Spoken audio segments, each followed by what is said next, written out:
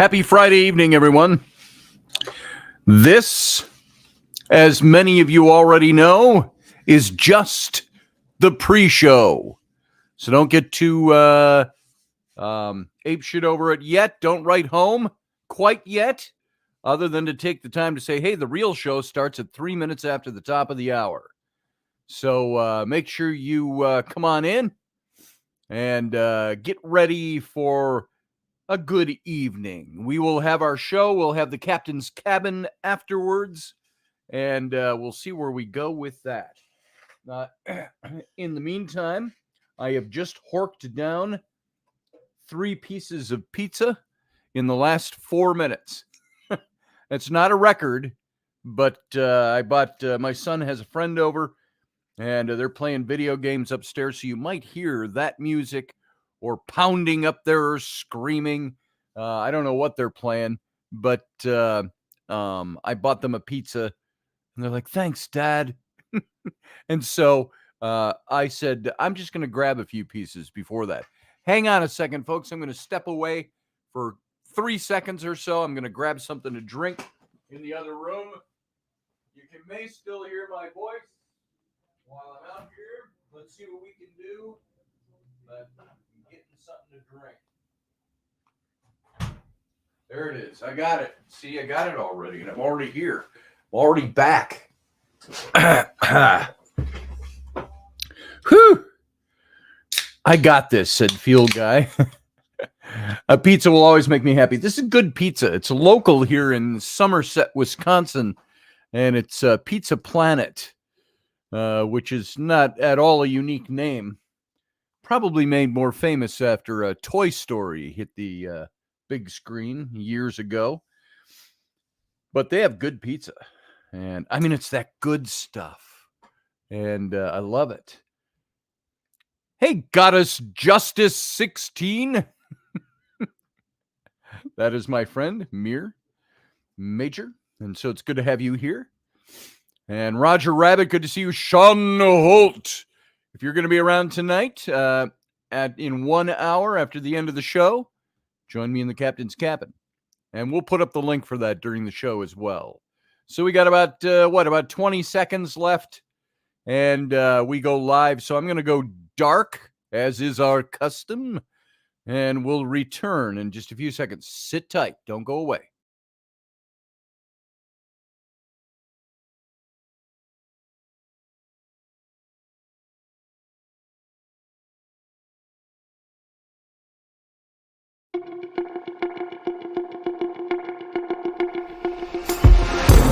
Intrepid radio program with Scotty Roberts.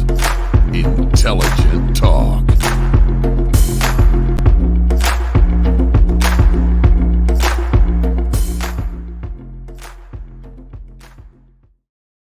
Hey, folks. Happy Friday evening. Welcome to the program. I'm your host, Scotty Roberts, and this is my show, the Intrepid radio program. Those of you who are here probably already know that. If you stumble across this show by accident, you go, what the hell am I watching? We air 3 nights a week, Monday, Wednesday, Friday at 9 p.m. Central, which is 10 p.m. Eastern, 7 p.m. Left Coast, 12 in the afternoon tomorrow in Australia. Although we'll still be live. There's time travel for you. And you can find us in our audio format only over on the radio station. It's radio, and that is over at odyssyradio.com. That's ODYSY radio.com. Different spelling for Odyssey. If you spell it the right way, you won't get there. So ODYSY radio.com. You can hear this show in its audio format live and also archived over there. And where else? Tonight, since we're going live, we are over on my Patreon page. The Patreon exists for one reason, and that is for you, if you so desire, to help support this show. So go on over there. You can watch it over there as well, live simulcasting. And our show, my Intrepid Radio, for a mere $4 a month, you can help support this show. I have to say that. You can do $50 a month if you want. Hell, you could do $5,000 a month if you'd like, and that would help us in a big way. But go over there, support the show. I think when we reach a certain level, this show will take on a whole different complexion. We'll do more. We'll be able to do more. We'll be able to upgrade equipment. We'll be able to do a little more ghost hunting travel. And Sean Holt, you're over there in the chat room. Since you're here, you are somebody I would like to grab to come along with us on doing some paranormal investigations. We got that coming up. Some of those things lined up. So that's all I got to say about that. There's all the kind of announcement things. Let's do a one of these tonight, just for fun. I got this little pack of cards that I found stashed away with all my tarot cards that are in a big wooden box over here. It's been in storage, and I found these cards in there. These are not oracle cards or tarot or anything like that, but it is quotable Shakespeare. Let's see what we got. I'm going to put on my old man cheater glasses so I can read these. Let's grab one. Let's see. I'm just going to take one out of the middle of the deck. Here is the quote. I'll read it for you. Oh, it is excellent to have a giant's strength, but is tyrannous to use it like a giant. And the source for that is Measure for Measure, Act 2, Scene 2. And this is, let's see, I got to get it in the right light here so I can read it. The brief sketch of this is pleading her brother Claudio's case. Isabella, a novice nun, has asked Angelo to show some pity. He responds in fittingly fundamentalist fashion by saying he shows pity most of all when I show justice. And as the head of the government of Vienna in the Duke's absence, Angela has become a giant of merciless strength, as Angelo has become a giant of merciless strength, as well as the hangingest judge in Christendom. Undeterred by his frozen piety, Isabella gently mocks Angelo's little brief authority, quoting that, and compares a proud man's ignorance to that of an angry ape, who plays with fantastic tricks before high heaven as makes the angels weep. Isabella's courtroom speeches are among the most straightforward political and legal commentary in all of Shakespeare's writings. That's in Measure for Measure. And again, she says, oh, it is excellent to have a giant's strength, but it is tyrannous to use it like a giant. That is our quotable Shakespeare for today. Whether you believe Shakespeare wrote his works or not, I happen to believe he did. But there's a lot of wild. We did a show on this a few years ago. Back when John Ward and I were doing this show together, we did a show on this. So that's a few years back. But a lot of wild conspiracy saying that Shakespeare did not author his own works. There's a great movie out on this called Anonymous that if you have not seen it came out a few years ago. If you have not seen that, you ought to watch that. If you're a fan of Shakespeare, like I am. Hey, Michelle Canham-Free, good to see you. My name is from Shakespeare. The Tempest, says Goddess Justice. Yes, indeed. Everybody who's coming in, welcome. Sarah, good to see you. And let's get on with this. I wanted to do, because I read this article, I'm going to read a lot of the article for you tonight, but I'm going to do my commentary on it. And it comes through Epic. I think it's Epic Times. Or just Epic Magazine. And this is in their Life and Traditions section of the Epic Times. That's what it is, the Epic Times. And it's the quest for healthy masculinity. Now, women, don't ditch right away and go, oh, this ain't for me, so I'm leaving. No, I think you'll enjoy the conversation. I think if you heard that, I just belched on air. It was totally unexpected, totally unplanned, not even enough time to hit a mute button. So pardon me if you heard that. If you didn't hear it, well, it didn't happen, and we'll move on. So that's what I get for cramming 3 pieces of pizza in my face 4 minutes before the show. I just wanted to make sure I got some hot slices of pizza before the 2 teenage boys upstairs consumed it all. So, that's the rule. Rainey and the girls, they're up at her mom's cabin for the weekend, up about 4 or 5 hours north of here, up on Leech Lake, near the Leech Lake Reservation. Her stepdad is Native American, and so they've got some land up there, and they go hang with the family up there. So they're having a good time up there. Flynn didn't want to go, and I have other things to do. Otherwise, I would go. And in the cabin, I don't think it would have having another guy in there would have been ridiculous. But they're up there. Flynn wanted to stay home. He's got some things he's doing this weekend, and he's got his buddy upstairs right now. They're playing video games, although I don't hear them at the moment. So like I said during the pre-show, if you hear a lot of banging, thumping, screaming music coming through the ceiling, that's what it is. But so I wanted to talk about masculinity, and this is good for women to hear about this as well, because I think it is dealing with a topic that is pertinent to all of us. Most women I know, most women in here, unless you don't like men, they have men in their lives. Many of you have sons. Some of you even have grandsons. This is a show that's dedicated to looking at masculinity, and it's based on an article from a book that was written in 1903. And even this article was subtitled, "The Book from 1903 Offers Insights into Modern Day's Masculinity Crisis."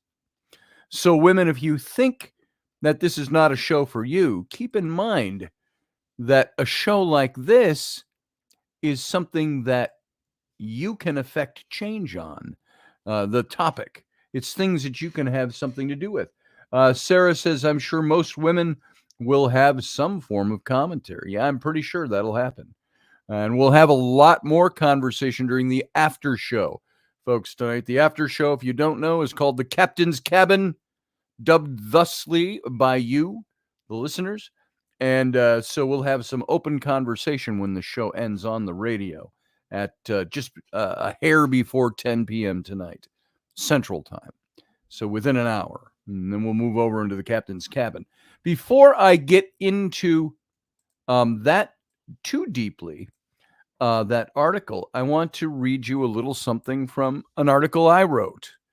And some of you are very familiar with this article. I've done a show on this. I have also talked about this topic before. But if you go over to my website, ScottAlanRoberts.com, Alan, A-L-A-N, for those of you who don't know that, ScottAlanRoberts.com, click on the articles link in the top menu, and you'll see an article entitled, "Oh, Captain, My Captain." And this is an article I wrote about myself for when I was working with men's ministries. So I wrote this thing a good 25 years ago. Now I have updated it a couple of times over the years. I've edited it, but it was written to men, and I was working in a small group in our church where I was the leader of a small group that dealt with men in troubled marriages and troubled families. And as I have always said, I sometimes wait for the lightning bolt to hit me while I put forward any of this information. Because for the record, you ask my wife if you want to know what kind of man I am, what kind of masculinity I have, what kind of husband I am, what kind of dad I am. Be prepared to not have it be as flowery as I view myself. While my wife loves me and we love each other, it ain't a piece of cake over here 24/7. We have our differences of opinion, but I love my wife immensely. And that's the glue that both of us use to hold this thing together when it's not as good as it could be. Because hopefully, and we're still striving after 18 years, still striving to, sometimes it's striving to do things together and make it work. Other times it's striving to get the other imbecile to understand your point of view. She would say the same thing. So I'm not calling my wife an imbecile. We do that to each other. And Michelle Cannon-Free says, she says she likes to watch lightning bolts. So there you go. And so the article I wrote, it starts like this. I said, and I'm going to read this. These are my own words. I said, when I was a kid, I didn't think much about the kind of dad I would someday become. I was too busy daydreaming and doing the stuff that young boys do in their prepubescent years to think about such distant things. My own father was an unknown, faceless stranger at that time, whom I had only met one afternoon when I was 16, but never really got to know until I turned 30 when I was about to be a father for the first time myself. And might I add a little commentary, he and I have forged a very good relationship over the last almost 40 years, over 40 years. So I was the middle child of three, a so-called latchkey kid whose young, attractive single mom worked hard as a waitress for meager pay and a few lousy tips. She would head to her job at a small dive of a pub every day before I got home from school, leaving instructions to throw frozen pot pies or Swanson TV dinners into the, I just lost my place, Swanson TV dinners into the oven for supper, and for me and my siblings to be in bed by 9 p.m. Anyway, she would get home about midnight. She had a few boyfriend relationships in and out of the home during those years, but none of them ever became a permanent fixture.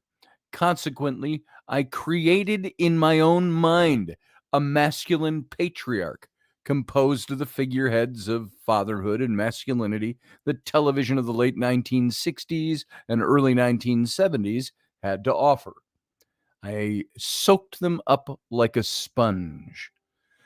During my childhood afternoons, I precariously balanced my time in the sunshine or out playing in the yard or at the local park with the dimly lit basement of my mother's home, watching television.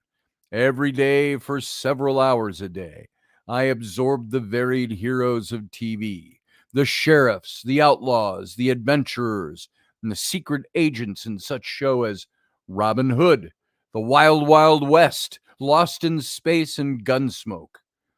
They were manly icons that constructed my view of masculinity. The varied fictional elements that comprise the amalgamated yet imaginary surrogate father of my youth. But out of them all, and this will be no surprise to any of you, out of them all, there was one of them who stood head and shoulders above the rest. No other televised character could compare with the fictional leader who, to me in my childhood, represented the image of what I wanted to become as a man. He was an escape from the emotional turmoils of my youth, designed by his creator to be the Horatio Hornblower of outer space, the adventurer's adventurer, the hero's hero, the leader, the visionary, the intellectual man's man, were all embodied in Captain James T. Kirk of the Starship Enterprise, who single-handedly established for me the image of what I began to believe a man was really supposed to be. There was something very different about the good captain that struck a chord of harmony with that little boy back in the late 1960s. And it wasn't until recent years that I was able to uncover the buried emotions of my past to discover why, as a young boy, I found a kindred spirit, if you will, with this fictitious space-age adventurer.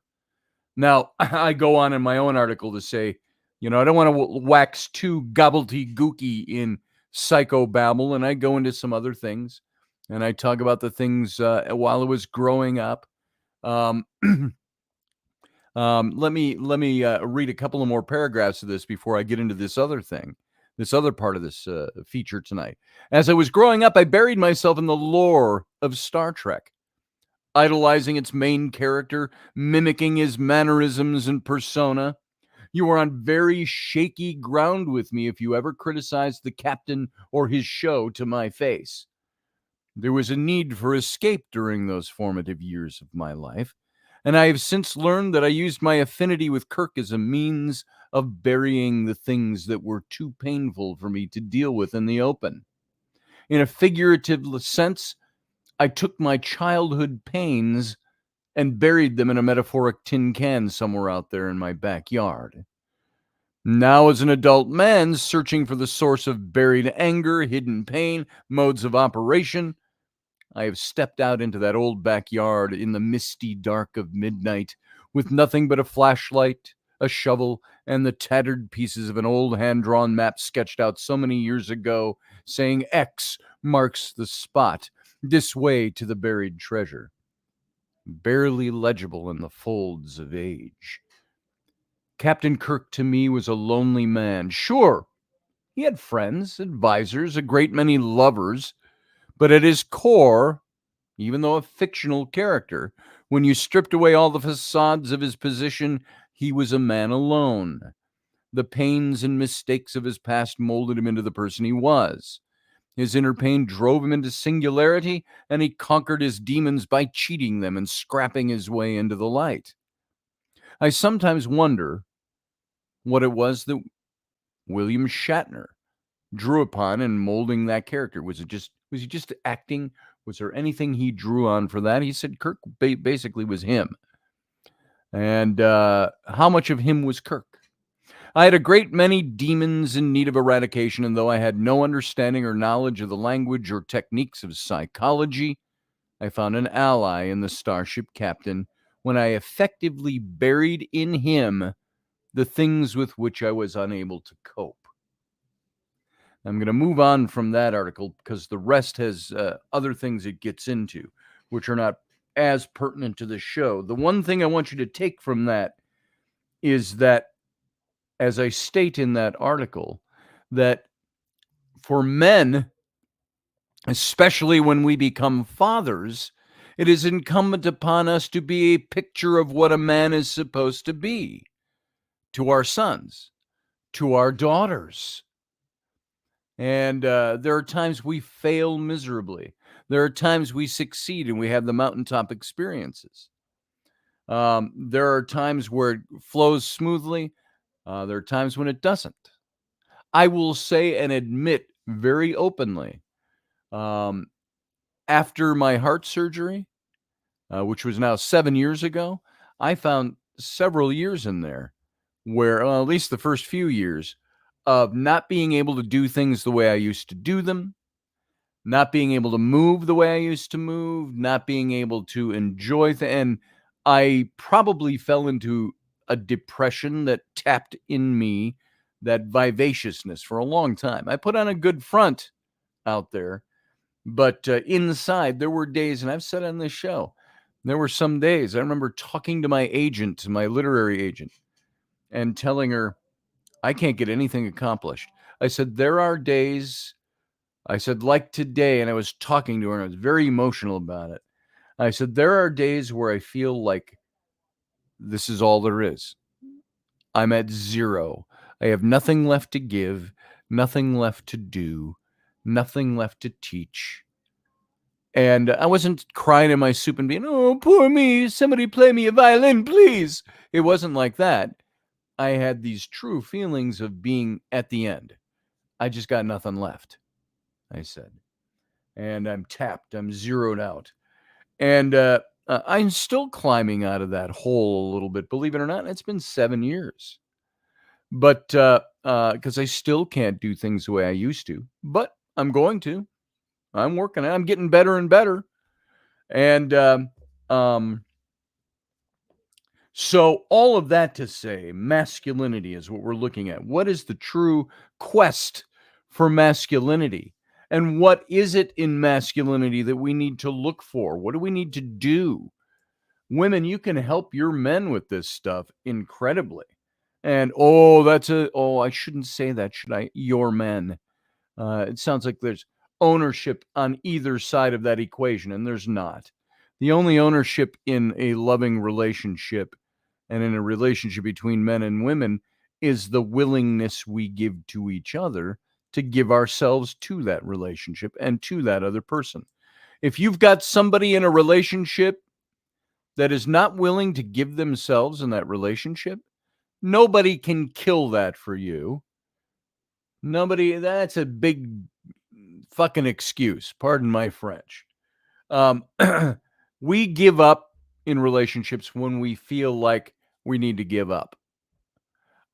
When we feel like we want to give up. There's no giving up, especially if the other person is working just as hard to try to do something. These are things we have to focus on in relationships. The only time we really give up when one person is trying and the other one isn't, and the other one wants out because they don't want to try anymore. They want something different, or life isn't meeting their expectations. That's a totally different topic too, believe it or not. But in talking about this quest for healthy masculinity, this is important for us all. It's important for men. It's important for women. It's important women for your men. That's where I got off on that.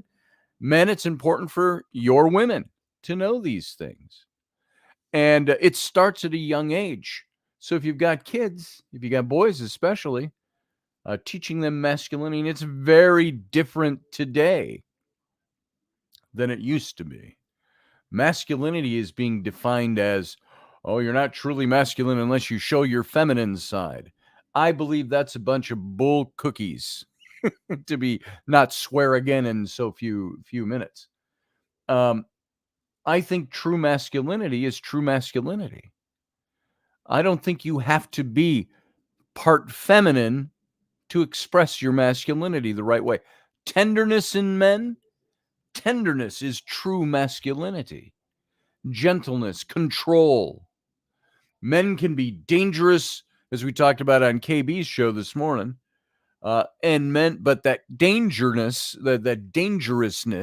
is something that's metered by our self-control. We're dangerous for reasons. We need to be, to protect ourselves, to protect our families, and so on.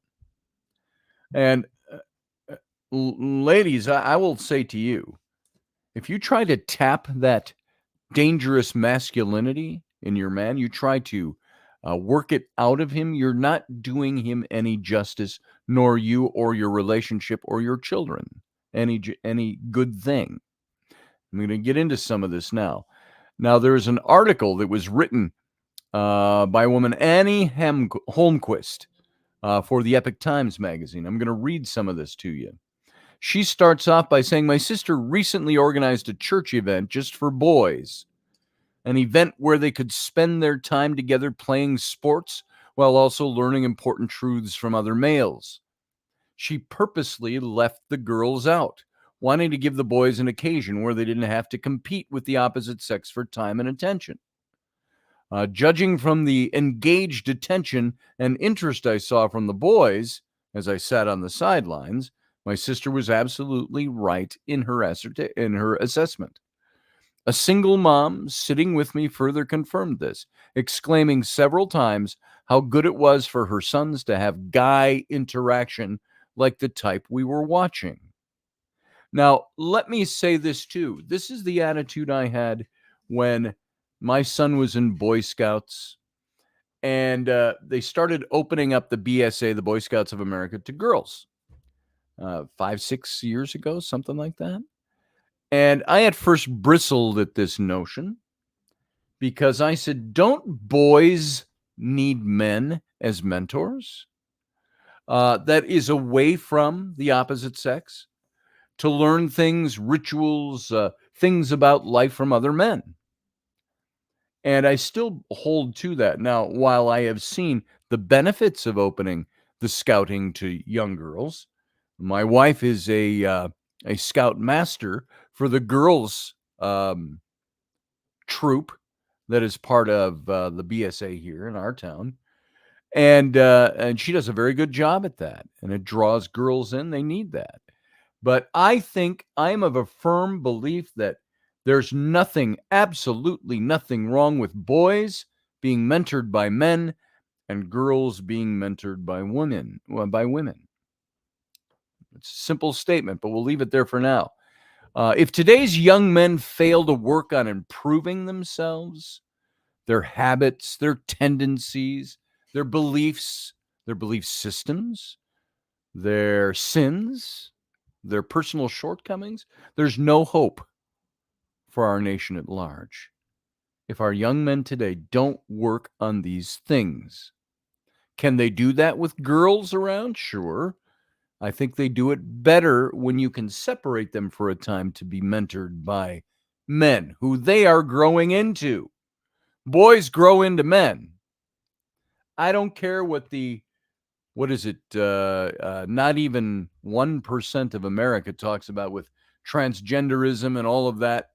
That is a vast minority, as much as we hear it touted nowadays. It's under a percentage point of all American males and females.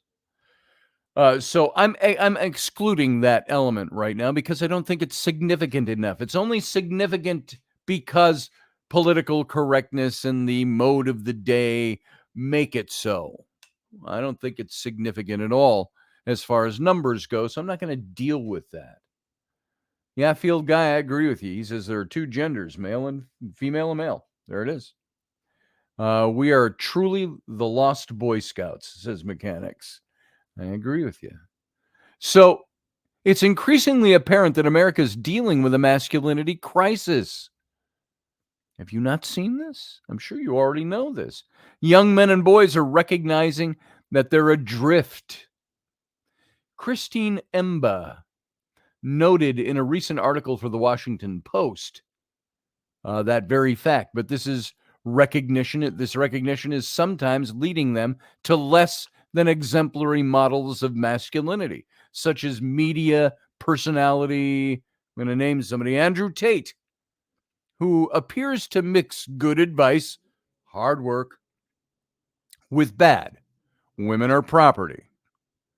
Indeed, it seems we're embroiled in yet another cultural battle, with some people really trying to pull men toward being more feminine, while others are trying to pull them to an unhealthy, abusive form of masculinity. Masculinity has become a dirty word, just like patriot has been redefined in recent years to mean extremist. So masculine is not a bad word. So amid all this confusion, there was a book written, Manhood's Morning, a 1903 book by Joseph Alfred Conwell. In his chapter, and this was written in 1903, so you're talking 120 years ago. Isn't it funny that now we live in a day and age where we can say the early 20th century was over a century ago? But in his chapter, What Young Men Must Be, Conwell offers a surprisingly balanced and timeless blueprint for healthy manhood, encouraging his readers that being something is an essential preliminary to doing something. Being something is an essential preliminary to doing something. And that the greatest friend to liberty is he who governs himself. You got to admit, we don't need the government governing us as individuals. And that's a whole nother conversation as well. We need people, we need men, we need women who govern themselves. The greatest friend to liberty is one who governs himself. And Conwell offers the following 6 actions that males should take in their quest for healthy masculinity. And there is at present time an overwhelming glut of incompetency and a famine of available, desirable men, says Conwell, in 120 years ago. And he says this isn't because of lack of privilege and fortune have kept men from achieving success and competency. Rather, it's because they haven't made the best of what they've been given. As such, Conwell encourages young men to go at life with gusto, overcoming difficulties and setbacks with a noble character that seeks to root out their flaws and present their flaws present in their innermost being. I know I work with my own boys and my own sons, and I tell them, we talk about character. We talk about doing things that are right. We don't always focus on all the nitty-gritty of everything going on. We talk about principles. And I hope I'm passing some of those principles on to my boys. And I do it for my girls as well. Don't get me wrong. But we're talking specifically here about masculinity. Indeed, the quality spectrum or specimen of manhood, Conwell suggests in his book, is one that believes what it now doubts, that constructs what it now neglects, that cultivates and saves what it now wastes, that lays upon the altars of duty and loyalty what is now sacrifices at the shrine of base indulgences and selfish greed. Now, that might be language we don't use anymore or hear much anymore, but is the truth principle any different? Are we sacrificing things? We used to say in ministry, and I would say to my youth groups when I was a youth pastor, don't sacrifice the eternal or the lasting on the altar of the immediate.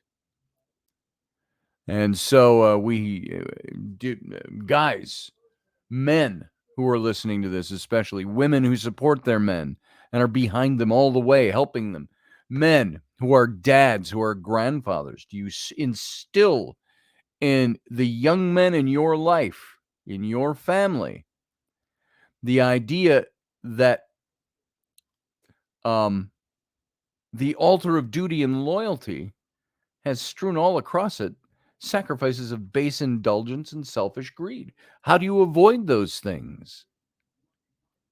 Talk to my sons about that as well.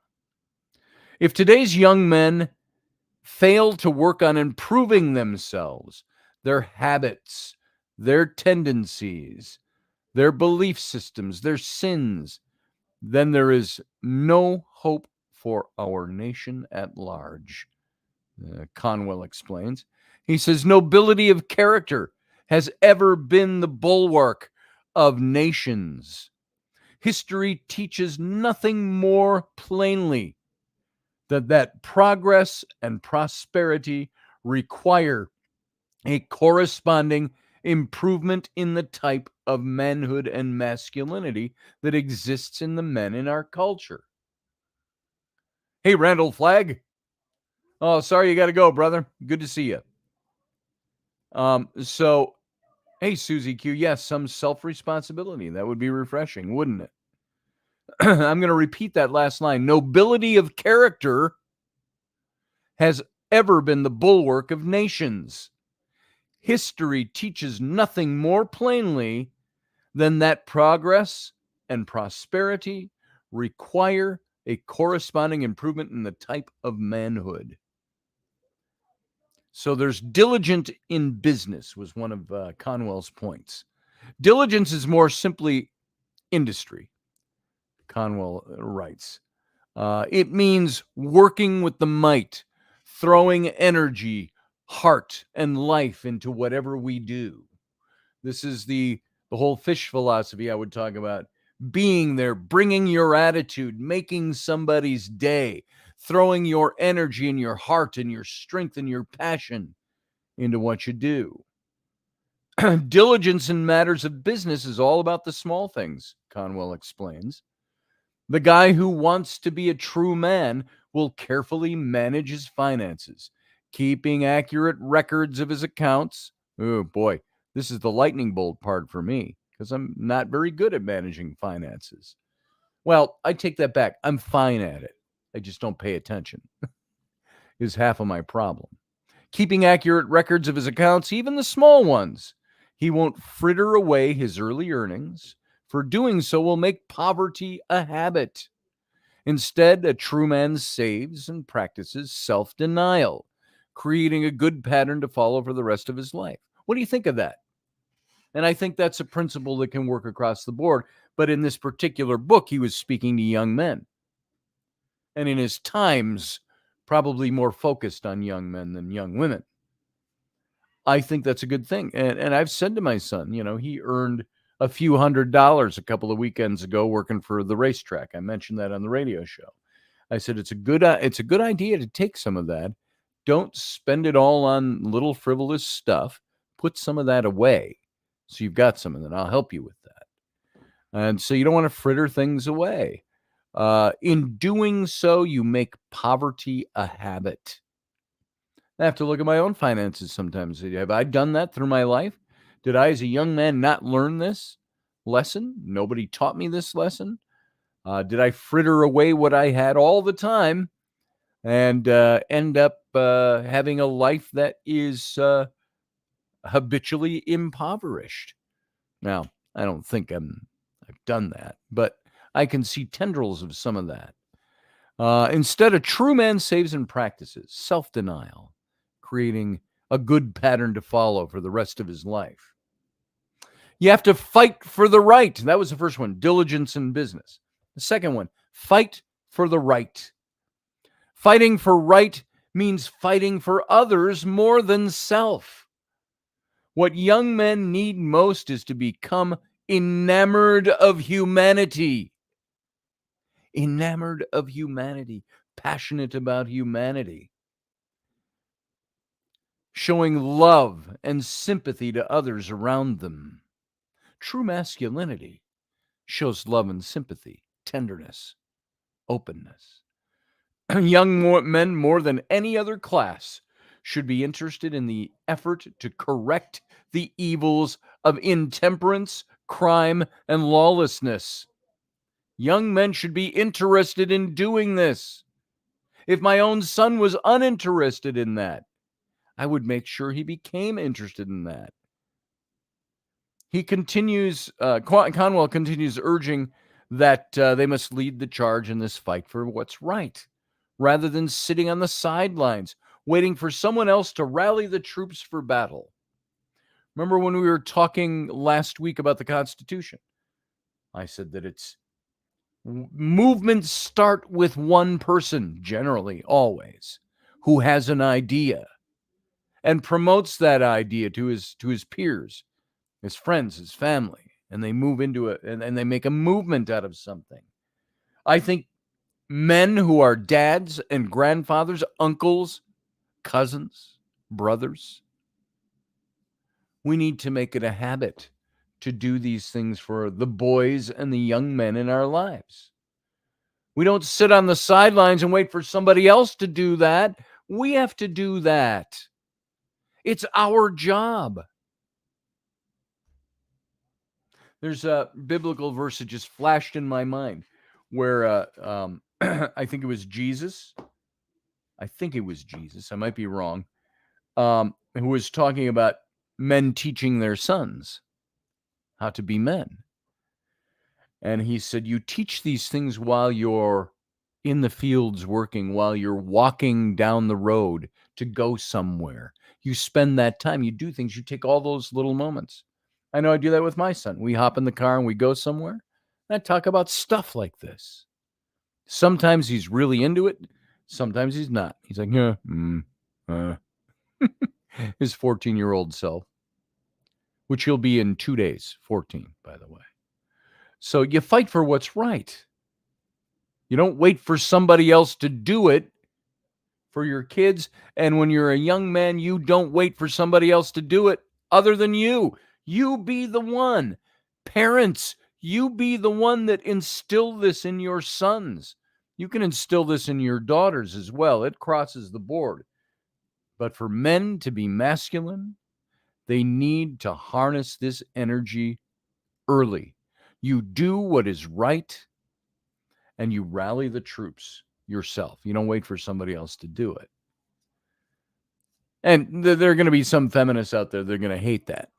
Oh, women can do that too. Women are equal to men. Well, tell that to the women in women's sports fighting the transgender issue in sports. And I'll leave that there. Pursue the path of purity is the third point. Purity? Do we teach our sons to be pure? What is purity? I'm not talking overly pious with our noses in the air and wearing white lace about our necks and throats. No, I'm not talking about prissy Puritanism. But pursue the path of purity. In this age of, face it, pornography's at the fingertip. Some pornography, I have a big problem with. I don't have a big problem with. I'm sorry. That's just the way I view it. I don't hold a vendetta or a campaign against pornography. I would hold it against extremism in anything. But in this age of pornography, easy sex, easy access to things that go beyond the pale, those who advocate purity can often be cast as prudes, a type of a weak, sissified man. And that picture is opposite of the picture that Conwell paints of true masculinity in his book 120 years ago. He said, true men appreciate their own purity, their own bodies, and especially their sexual natures. But they have reverence for them, using them in the right way and for the right reasons. The passions aren't to be despised.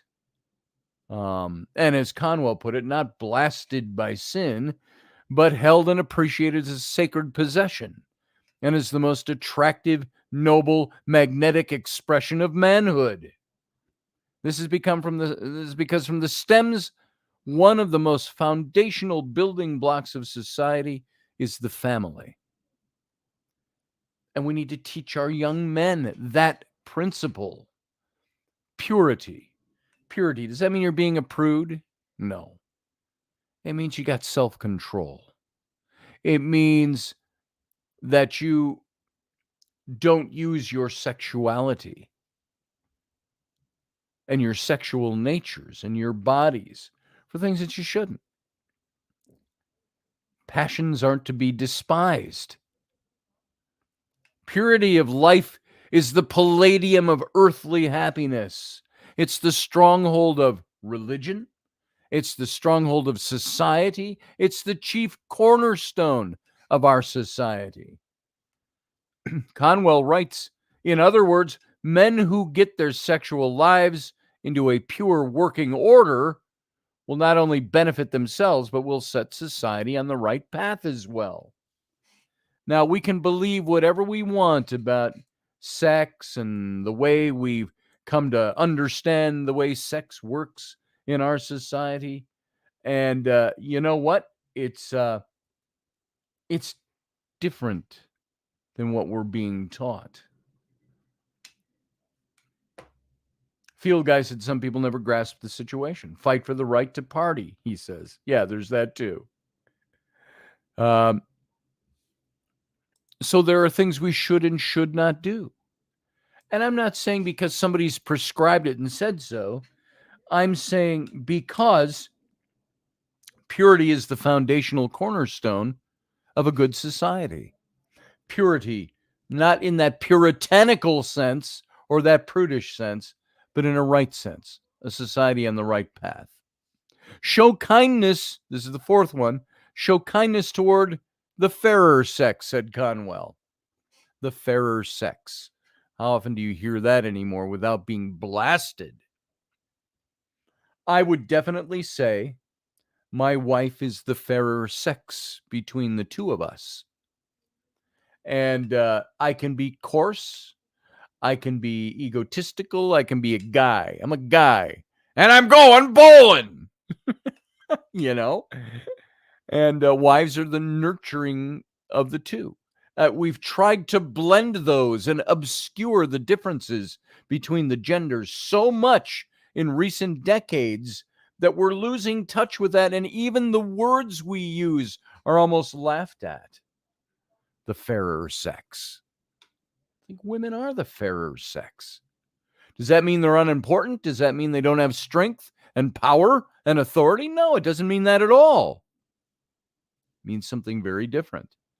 In the current pushback against feminism, it sometimes seems like those seeking a revival of masculinity kick it into the overdrive, treating women with toughness and indecency in order to show what strong men they are, which is stupid. Anybody who does that has no grasp on reality. While such a reaction might be understandable, it's a kickback. It certainly isn't true masculinity. For every true man holds sacred the estate of a woman and of womanhood. We hold those things sacred, even though we might fight with our partners. We spar with them all the time because we agree on certain things, we disagree on other things. But true masculinity is something that upholds the estate of womanhood, holds it sacred. Genuine gallantry, there's a word you don't hear much anymore. Gallantry enthrones all women. The true man is going to recognize that women can bring great happiness to life. And as such, men must seek to win the gift of a woman by having a pure heart and living a clean, guileless life themselves. This is what Conwell said in his book. That's how he explains it. We might say that in different words nowadays, but women, let me ask you, what would you think of a man who seeks to win the gift of you, a woman, by having a pure heart, as we have explained purity, not puritanical, but a clean heart, good conscience, living a clean life themselves?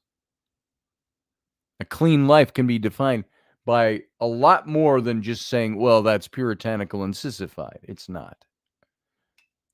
So this was in that book 120 years ago, and I think it's pertinent today. These are things we need to be teaching our boys. And oh boy, we've only got a few minutes left here for the radio audience. We've got 6 minutes left. Let's see what we can do. Boys have to practice spiritual discipline. Of all the subjects which young men are called upon to consider, religion is of the first importance, Conwell writes. Now, you might disagree with that. You could be an atheist or an agnostic and say, well, I don't think religion counts. Hear me out on this. And he noted that neglect and indifference towards spirituality and spiritual matters is the foe in America today. He contradicts the idea that religion is just an emotional sentiment. Rather, it is a moral and spiritual force and supplies man's highest needs. Now, I don't care what religious or spiritual belief you have. You need to express that. You need to make those things that govern who you are in society. You have to have those standards by which you uphold things. He recommends, Conwell, in his book, 3 spiritual disciplines for young men to practice. The first is to read the Bible, he said. I would modify that and say the Bible isn't the only book you need to read. He talks about threads of manly strength and vigor run through its pages. Second, he names church attendance as essential to every young man. I think you could interchange that now today with spiritual commitment. Committed to the things, making a ritual practice of what you believe on a spiritual level, even if it's only science. Which, by the way, I have always maintained science is a surrogate for religion. It might explain things in the black and white, but when science declares itself to be greater than spirituality or religion, it actually supplants religion with itself. Chew on that for a minute. Second, he names the church. It teaches spiritual truths, not just spiritual truths, but patriotism, morality, ethics, refinement, and culture. And Conwell also noted 120 years ago that church provides a venue in which to cultivate much-needed friendships, not only among members of the same sex, but among those of the opposite as well, providing to young men and women the safest and most desirable ground on which to meet, enjoy each other's company, fall in love, and marry. Now, I would say there are many other outlets other than church to be able to do that. But try to think on one hand, count the things that you can get your young men involved in where they can find people that you fellowship with, that you are friends with, in a group or a communal setting where they might be able to meet people, or, they can meet people going off to another country too, but in your own community as they grow up, those friendships.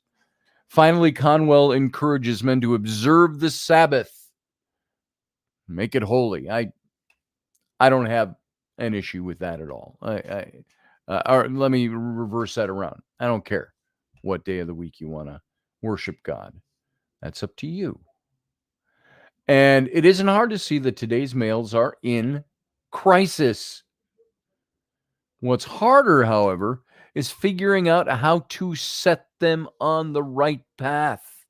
How do you set young men, boys, on the right path? Perhaps in the end, the prescription for a healthy masculinity is right under our noses. Maybe even in the pages of the past, this old book written 120 years ago.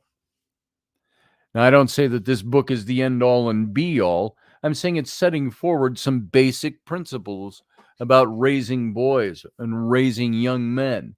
Field Guy is saying Black Sabbath is a great band. There you go. Thanks for the smartassery, Field Guy. I know where you're coming from, though. Lighthearted.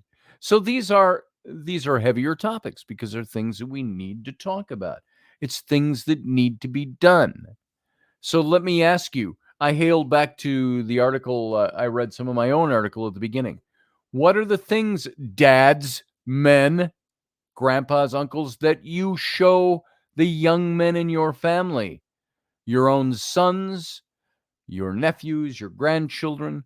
What do you show them? What do they see in you that they can model for life? It's a constant challenge. And sometimes we have to catch ourselves and go, wow, I'm not modeling anything very well.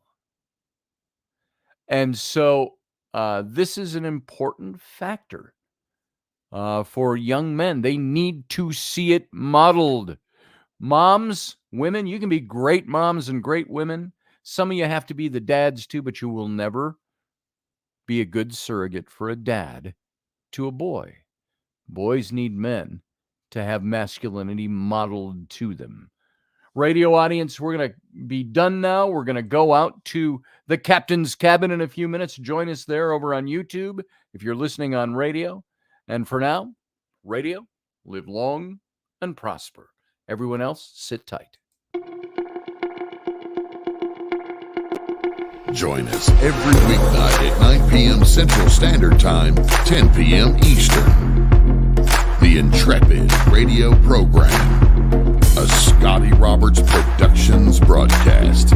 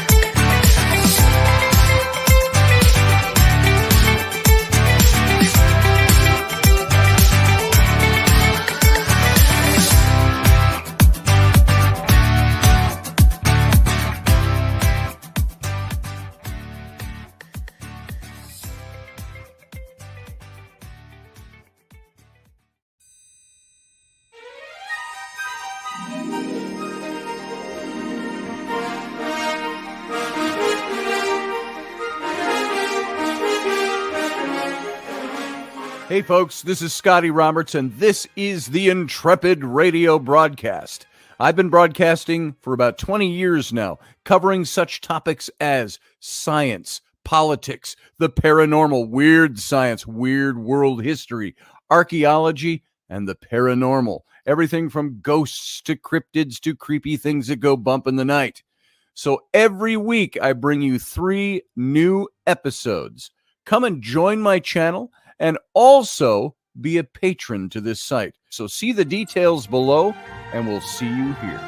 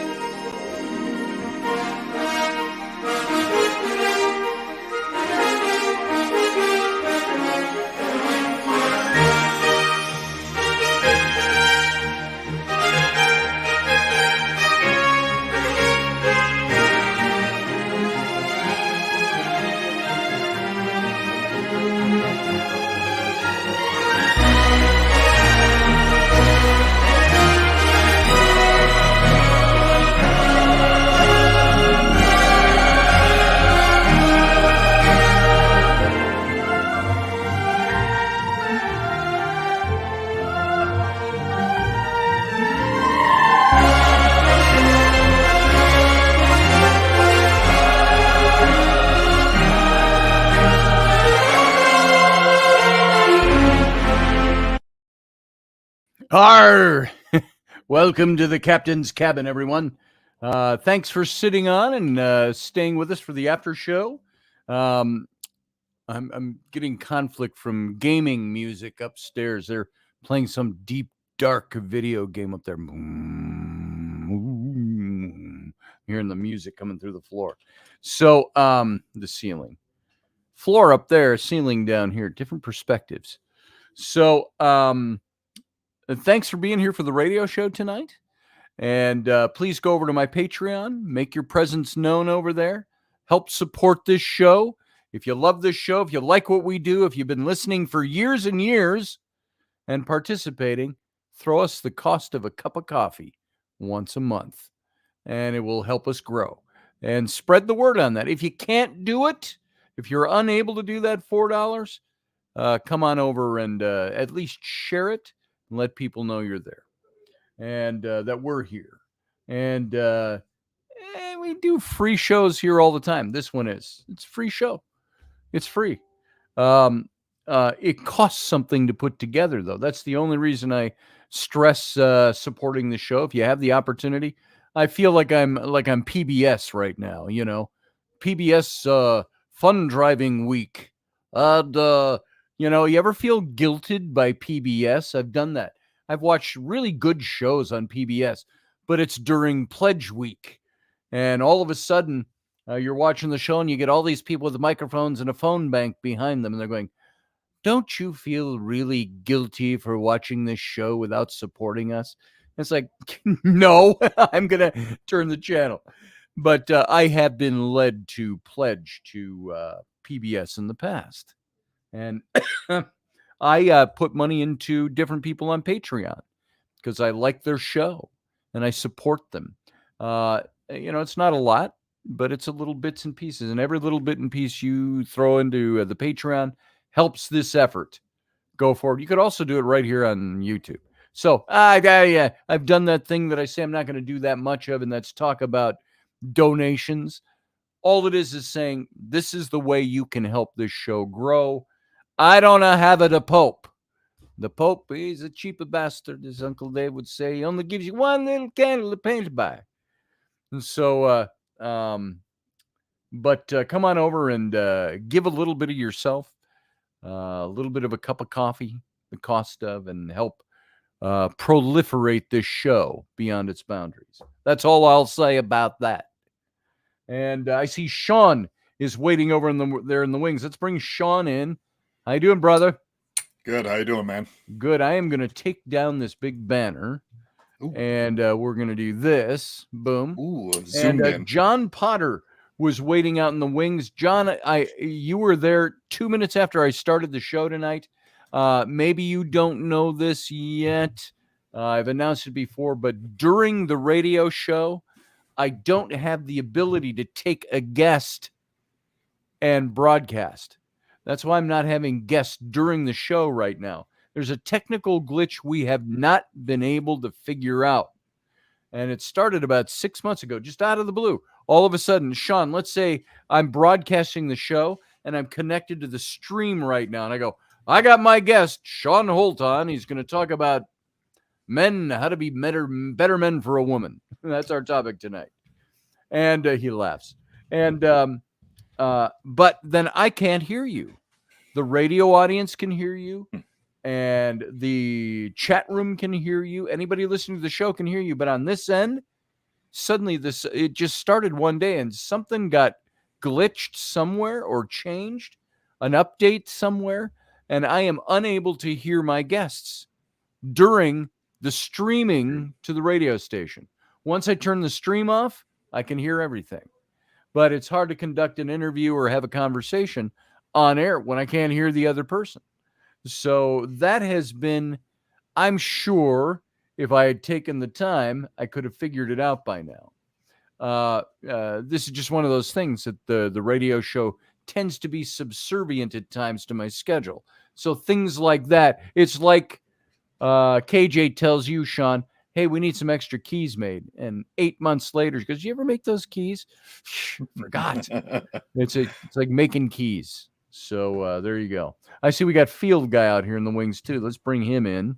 And John Potter still out there. Uncle John, try back again. We don't do, I can't bring anybody on during the show as it's broadcasting for that 1 hour. That's why we have the captain's cabin. So there you go. And Field Guy, we'll get it figured out one of these days. About whatever what? that glitch is. I keep being told, well, you know what you need to do? You need a second computer in there, and you've got to hook up the soundboard through the second computer as well. And I'm like, nah. I never used to have to do that. I should be able to and I even called StreamYard. Well, you can't call them. I hate these outfits that are huge. They're raking in all kinds of people's money, but they don't have anybody to call. If you got to technically, you got to submit a well, I don't pay them. And you never get to talk to a human being. My only complaint about StreamYard is that you can't get a live person to help you. But at the same time, I submitted all these things that are the problems for broadcasting during radio with having a guest. And they're like, wow, that's cray, man. We don't have that. But we don't know how to get around that. And I'm like, come on. You got to have somebody techie in your company. So they there's just changed that. a bunch of stuff Yesterday, the day before, when I went on StreamYards, I got a whole YouTube video thing pop up, and it was like, "This is how you edit this. This is how you do this. This is how you do." Yeah. Yeah, I just want to stream. I don't care about this nonsense. And I would think that this program should be able to handle that. It should be able to, with everything it does, I should be able to pick up my guest sound on this end. And for some reason, something's not working, and we have tried everything that we can think of to make that work, and it doesn't work. Hey, Uncle John. Hello, guys. How you doing? I'm okay. John, I know you Evening. sat out there for a long time in the wings out here, almost from the beginning of the show. During the radio portion, I can't bring guests in. I figured that. Once we're off the stream. he wouldn't Yeah. be able to hear you. I was typing in a comment that I thought from conversations with David, Yes. Uncle Dave, would have been pertinent. It was that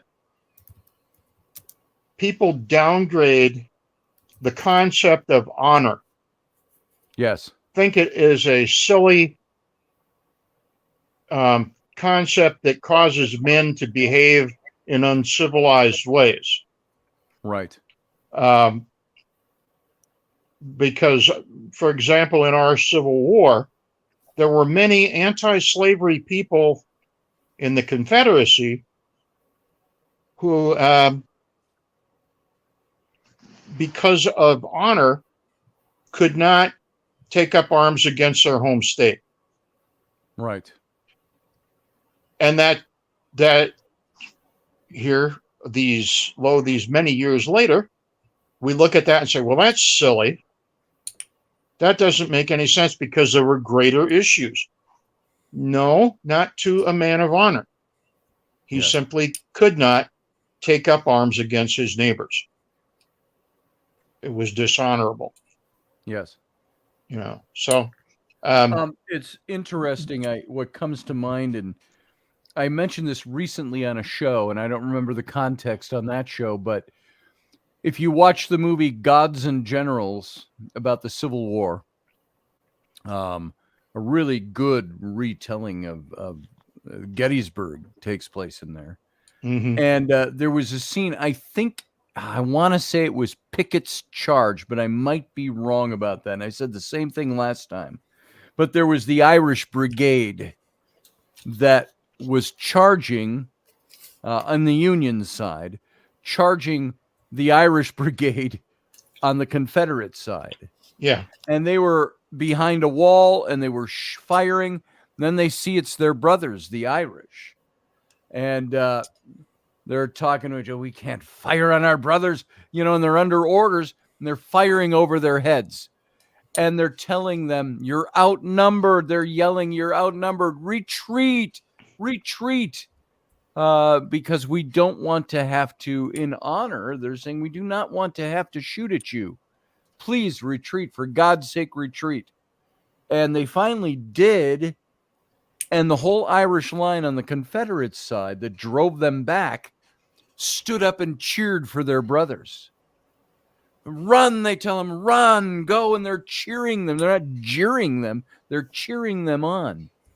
And I think that that's a kind of honor. And there are some things that men do. We have this streak in us that seeks honor, that seeks justice, despite there being some men that seek to defraud and seek to steal and all of these other kinds of things that men do too.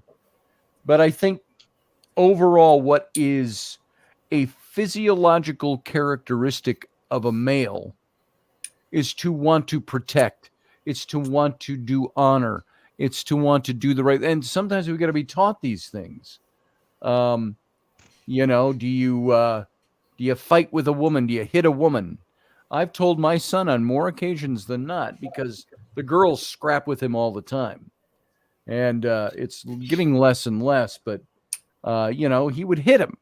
Now, I'm not talking about violence, doing violence and beating his sisters, but his sister would come and mock him, and he'd punch her in the arm, like kids do. And I say, son, I don't care what is going on. I said, do not lay a finger on your sisters. But they started it. He says, the little one, she'll come and kick me. What am I supposed to do? I said, if she kicks you, push her on the floor. I said, do not provoke, do not hit your sister, do not. The general rule around here is if you're a guy, and I would tell them they fought cats and dogs all the time. And I said, son, do you know what a man's job is? You're becoming a young man. Your job, a big brother's job, is to defend the honor of his sister, to defend the honor of his mother. That doesn't mean you don't argue in your own time. But you, and when he talks to my wife sometimes with that voice, that I'm not going to do that. You can't make me. And I'm like, don't you dare raise your voice to your mom like that. And I don't say it prissy. I'm like, oh, son, that is so inappropriate. Don't speak to your mother with that kind of voice. No, I look at my son and I say, hey, look me in the eyes. I said, if I hear you speak to your mom again like that, I said, you better watch out. You better be ready to duck. I said, because I'll slap your face. And there was a time, and some people go, oh, that's so violent. I can't believe that you would raise your hand against your kids. My son, Sam, he'll tell you this story himself. There was a time where he was about 14, about the age Flynn is now. And he was mouthing off to Rainey, and he lied to us about something. Doesn't matter what it was. He lied to us. We confronted him. And he was yelling, and he was this and that, and lied. And as he was yelling, I walked up to him, and I slapped him in the face. Probably about that kind of. I didn't haul off and cream him. I slapped him in the face. And he looked at me, and he got really angry. And I saw his fists clench up. And I looked down, and I said, "You're clenching your fist." I slapped him again. I said, "You unclench those fists." I said, "You get that look off your face." I said, "Son, I'm going to tell you right now." I said, a few hundred years ago, maybe not even that long ago, for the lie that you just committed and the way you talked to my wife, which was his stepmom, I said, a glove would have been slapped across your face or thrown at your chest. I said, you'd have been challenged to apologize and withdraw or face the consequences. I said, I want you right now as my son to experience the chivalry of the coarse end of getting slapped in the face for doing something wrong. And I slapped him 3 times in the course of that confrontation within 30 seconds. And he was mad. And then I talked to him and I said, and I was in his face. It was this far from his face. I said, don't you dare lie to us again. I said, I can handle you doing something wrong and we'll figure it out. I said, but if you lie to me, I said, all bets are off. There will be worse discipline, worse action if you lie to us. And if you lie to us and you talk to Rainey that way again, I said, I will slap you again and be ready to be thrown to the floor. And now, some people would look at that and go, oh, I just can't believe that you would do that. How can you act that way to your own son? That is so violent. And I'm sorry, that affectatious voice always comes up when I want to be a liberal. Or sorry, whatever. And so, but you know how my son reacted to that? I sent him to his room to do stuff after that. And he came back upstairs about a half an hour later. And he put his arms around me. He didn't say anything. He put his arms around me and he cried.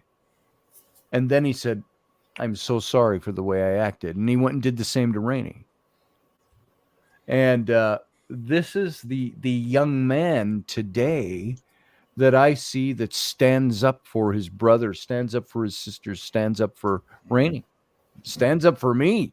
There's times I like, son, I get people that want to argue with me online about things and they'll say stupid shit. I blow it off mostly, or I try to put them in their place because I am unaffected by that kind of thing. Hang on. It's my daughter, Ellery. You see, she's not here, and she's even interrupting. Hi. What you doing, Ellery? Hey, did you bring in the chicken? Yes, the chicken's in the house. Okay, bye. Hey, wait. What? Say hi to everybody. On Hey, the, Ellery. on the radio. Just say hi. Sup? Sup, she says. All right. Have a Sup. good night. I love you. Oh, she's gone. So this is, by the way, I got to show you this. This is the, it's so typical and it's so spot on.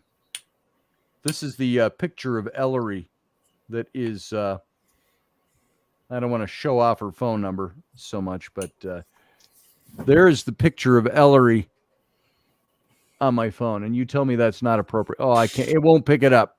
The lighting is bad enough that it doesn't want to show it.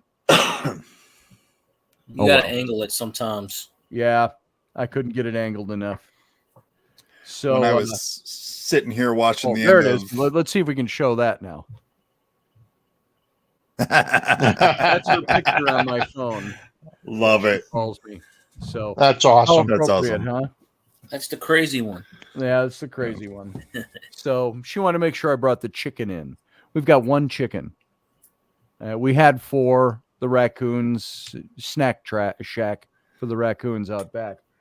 We've got the one, but we got to bring him in at night. Her in at night. Still young, not laying eggs yet. And so we put her inside the sliding door that goes to the backyard. Put her into a dog kennel with food and water. She sleeps Nice. in there, and then she goes out all day in the backyard, the fenced-in backyard. So that's what that was about. Did you bring in the chicken? See, they're away camping and already. She probably Dad, did you- Mom, I'll bet Dad forgot to bring the chicken in. Did you do the chores, Scotty, while the Yeah, kids it's were my away? chores. Go muck out the chicken stall. You know. Yep. Yeah, when I was watching the end of the radio portion of the broadcast, I was sitting Yeah. here and I'd put the kids to bed, and Zoe came in. And my daughter Zoe, I have twins. She's just a little Yes. bit older than your youngest. So I'm sitting here, and like just over the top of my monitor, I see this little red head. I'm like, The bobbin. "What do you need?" Yep. What can I do for you? Yeah. Aren't you supposed to be in bed? Couldn't find her Rapunzel doll. Ah. It's important. That's an important thing. It is. It is. And my kids have all their own things. Flynn, not so much anymore, you know. And Rowan, now that she's 11, soon Going to be on 12, 23. going on 23. Even Rainey said to me today, she says, "Man," she said, "Rowan is really getting pretty," and she said she's got such a damn hot little body, and she does. For an 11-year-old, you know, you don't want to say that as a dad the wrong way, but all that does, I said, Rainey, you know what that does for me? It piques my I got to keep the radar up for the boys. Yeah. And Rowan is wild too. She's like, I gotta flaunt it. I've got it. I'm gonna flaunt it. I'm getting boobs. I gotta show them. It's like, no, you cannot wear that to school. She went through about a dozen outfits for Uncle Dave's memorial service. Can I wear this? And I said, no. I turn around and I go, no, you cannot wear that. But Dad, Mom said it's okay to wear to, you know, the park or something, or the shopping. And I go, yeah, shopping. You know, she's into doing all these midriff things now. Yeah. Because that's so cool.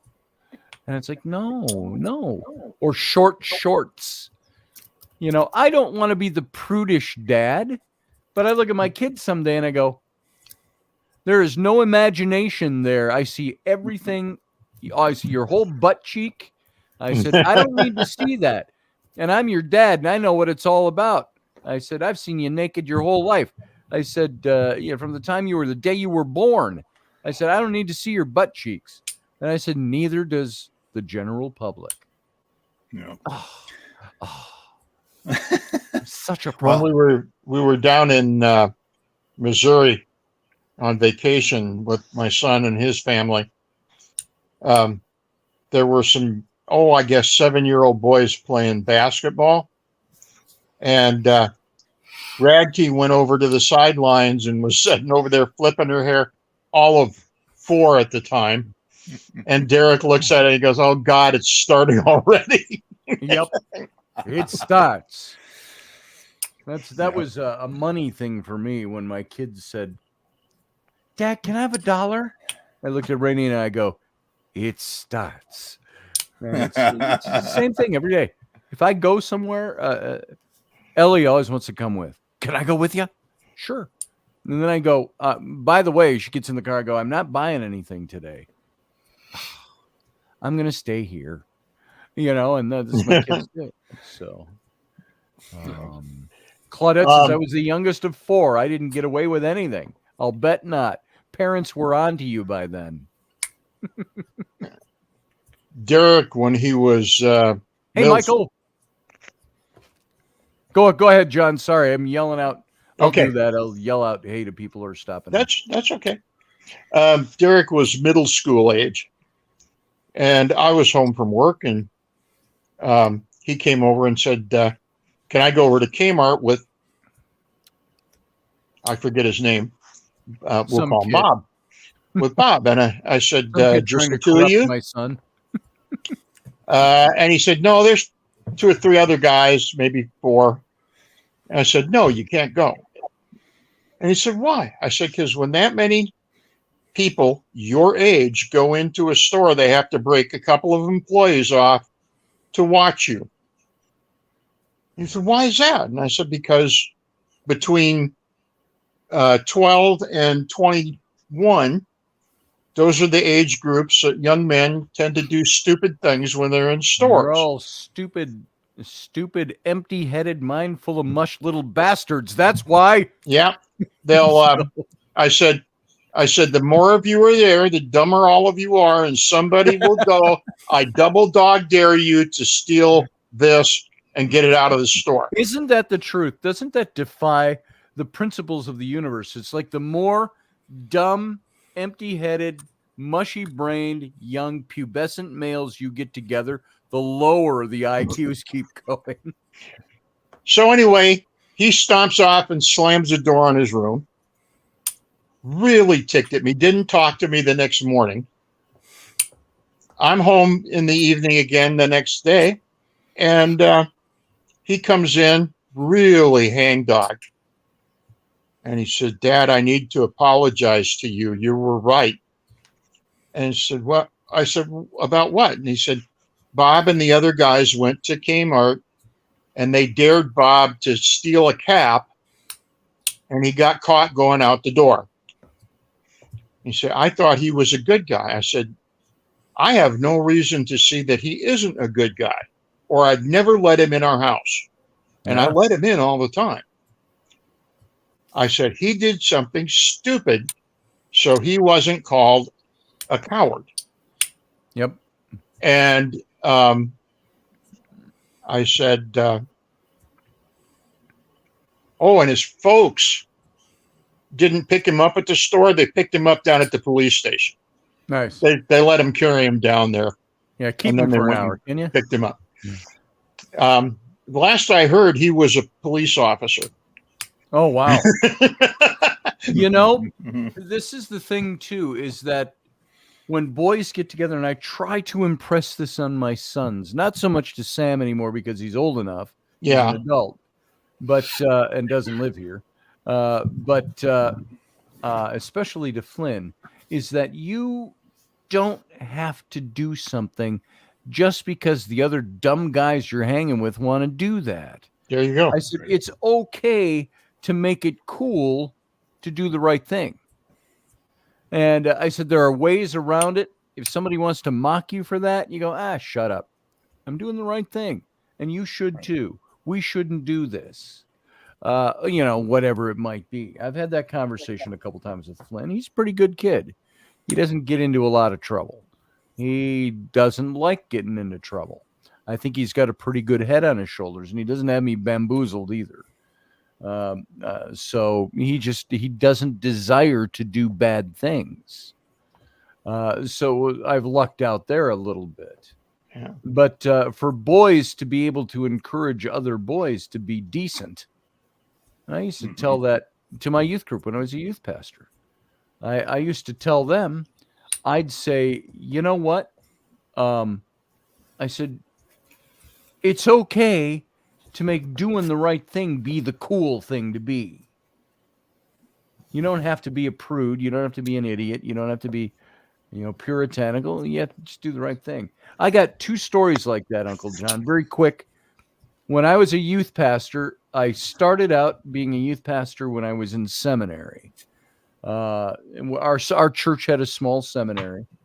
And this is back in 1980 to 82. I was in seminary and working on my master's. And so just say that to say that's the level of school I was in 43 years ago. So that dates me. But I was a youth pastor, and I had one guy that was in the youth group that was a high school kid, and he's cool to be, what's the word I want to use for it? The kind of thuggy kid. He wasn't a thug. I don't know how to call it. He was a jock, and he thought it was cool to not listen to the rules and try to, he was always a problem. And it's my daughter again. Hold on. Hold on for this familial interruption. Hello? Hello? Did you make sure to lock all the doors? What? Oh, did I make sure to lock all the doors? No, I haven't done that yet, but Flynn and Damon are upstairs playing video games, so in the living room. But I'll lock all the doors before I go to bed. Okay?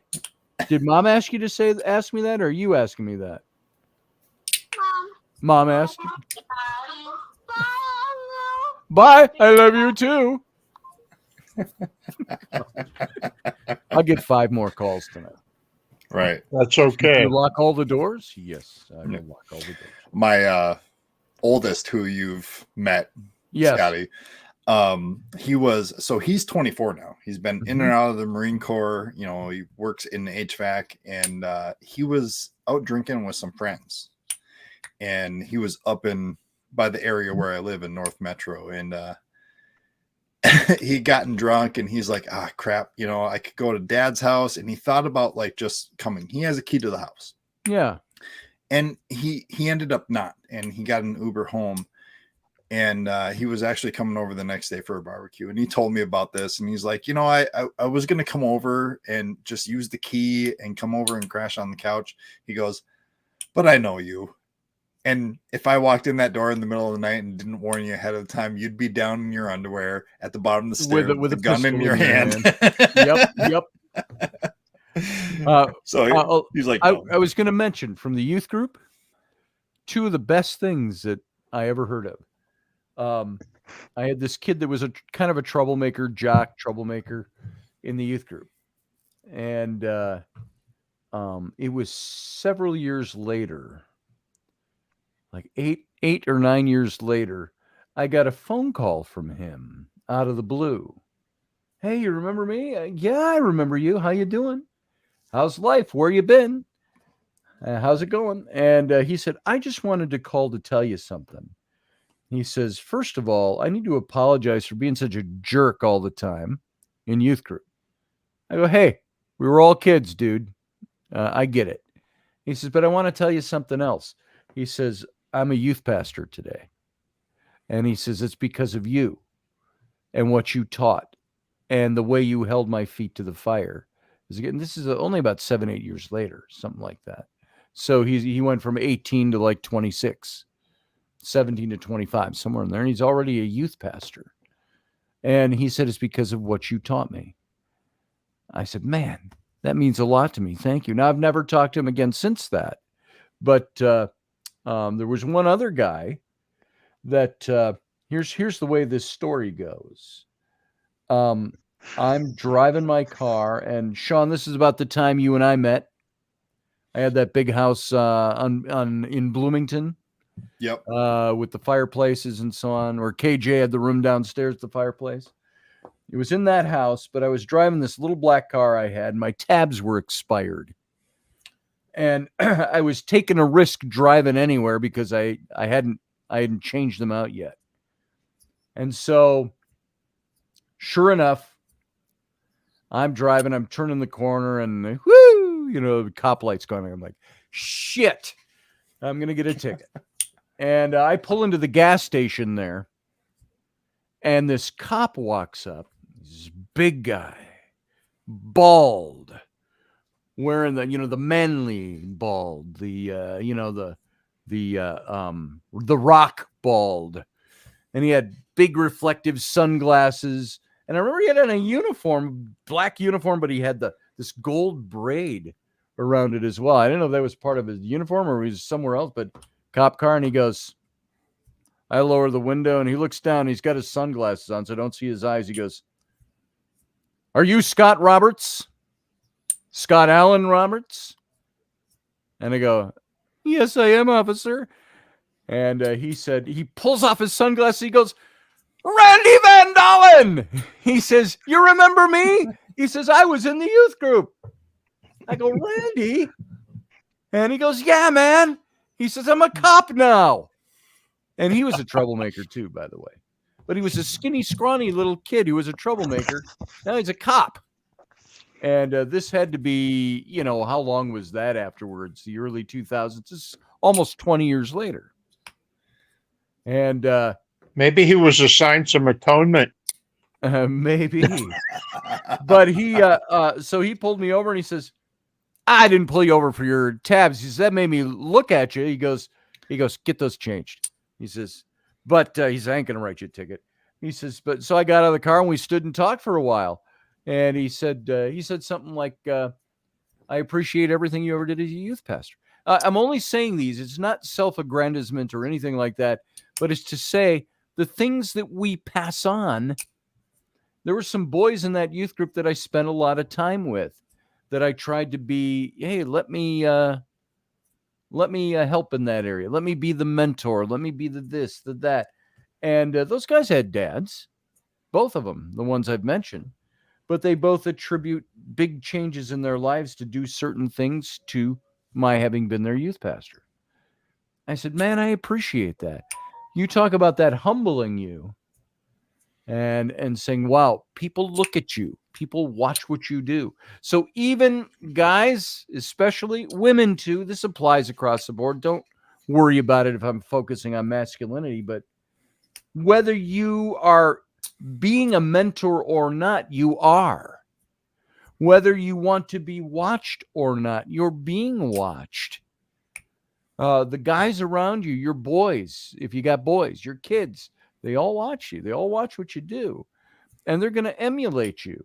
The first time you hear your kid go, fuck. And you go, what was that? Nothing.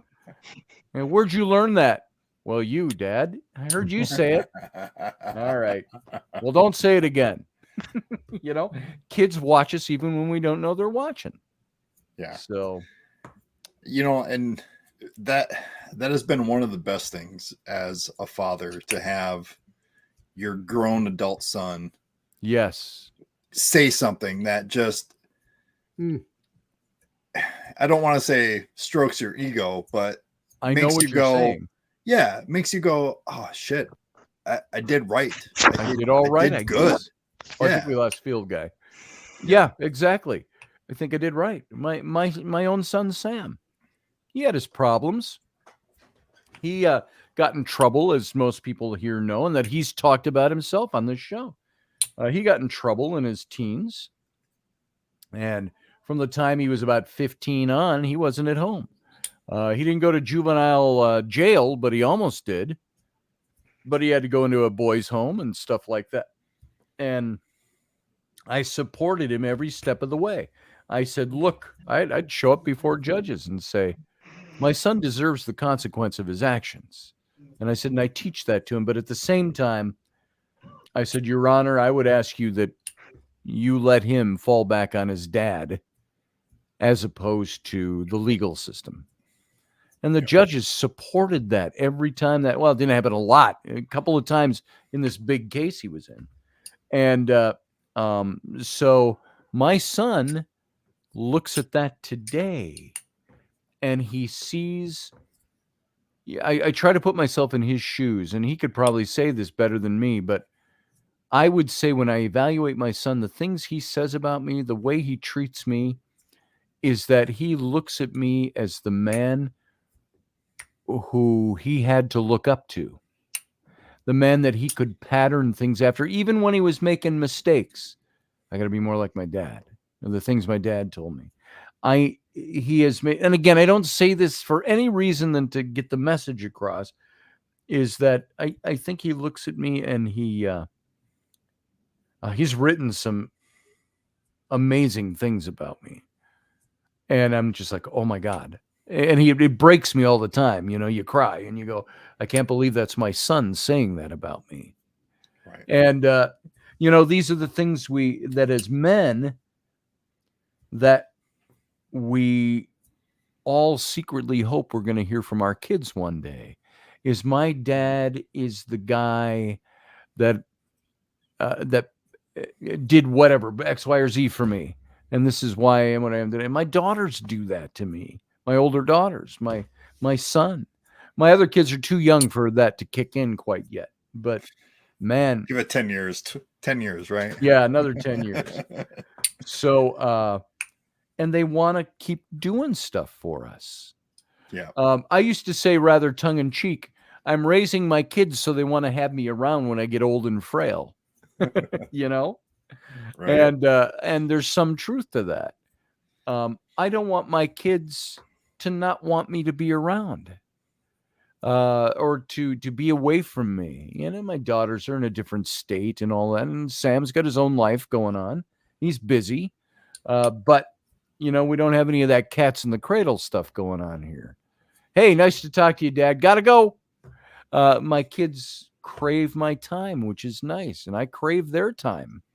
Yeah. You know, that's the changeover in life. And I raised my kids.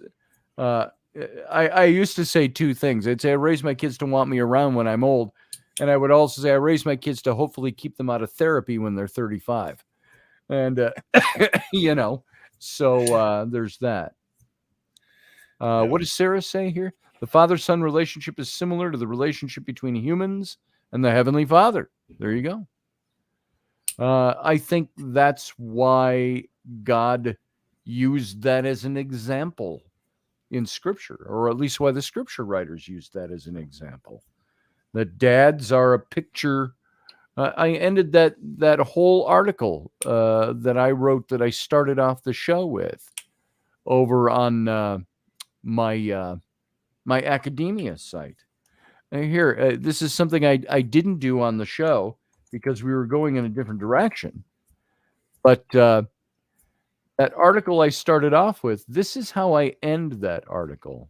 If I go through all this other stuff in there, and here's what I put. I went through all the issues of the article, and I said, something else I learned through all of these experiences, and this delves deeper into an issue of faith. God is there for me to dump on. That great someone out there seems to crave my trust and waits with open arms to receive my messes. Though the older I get, the more faceless and nameless that God becomes.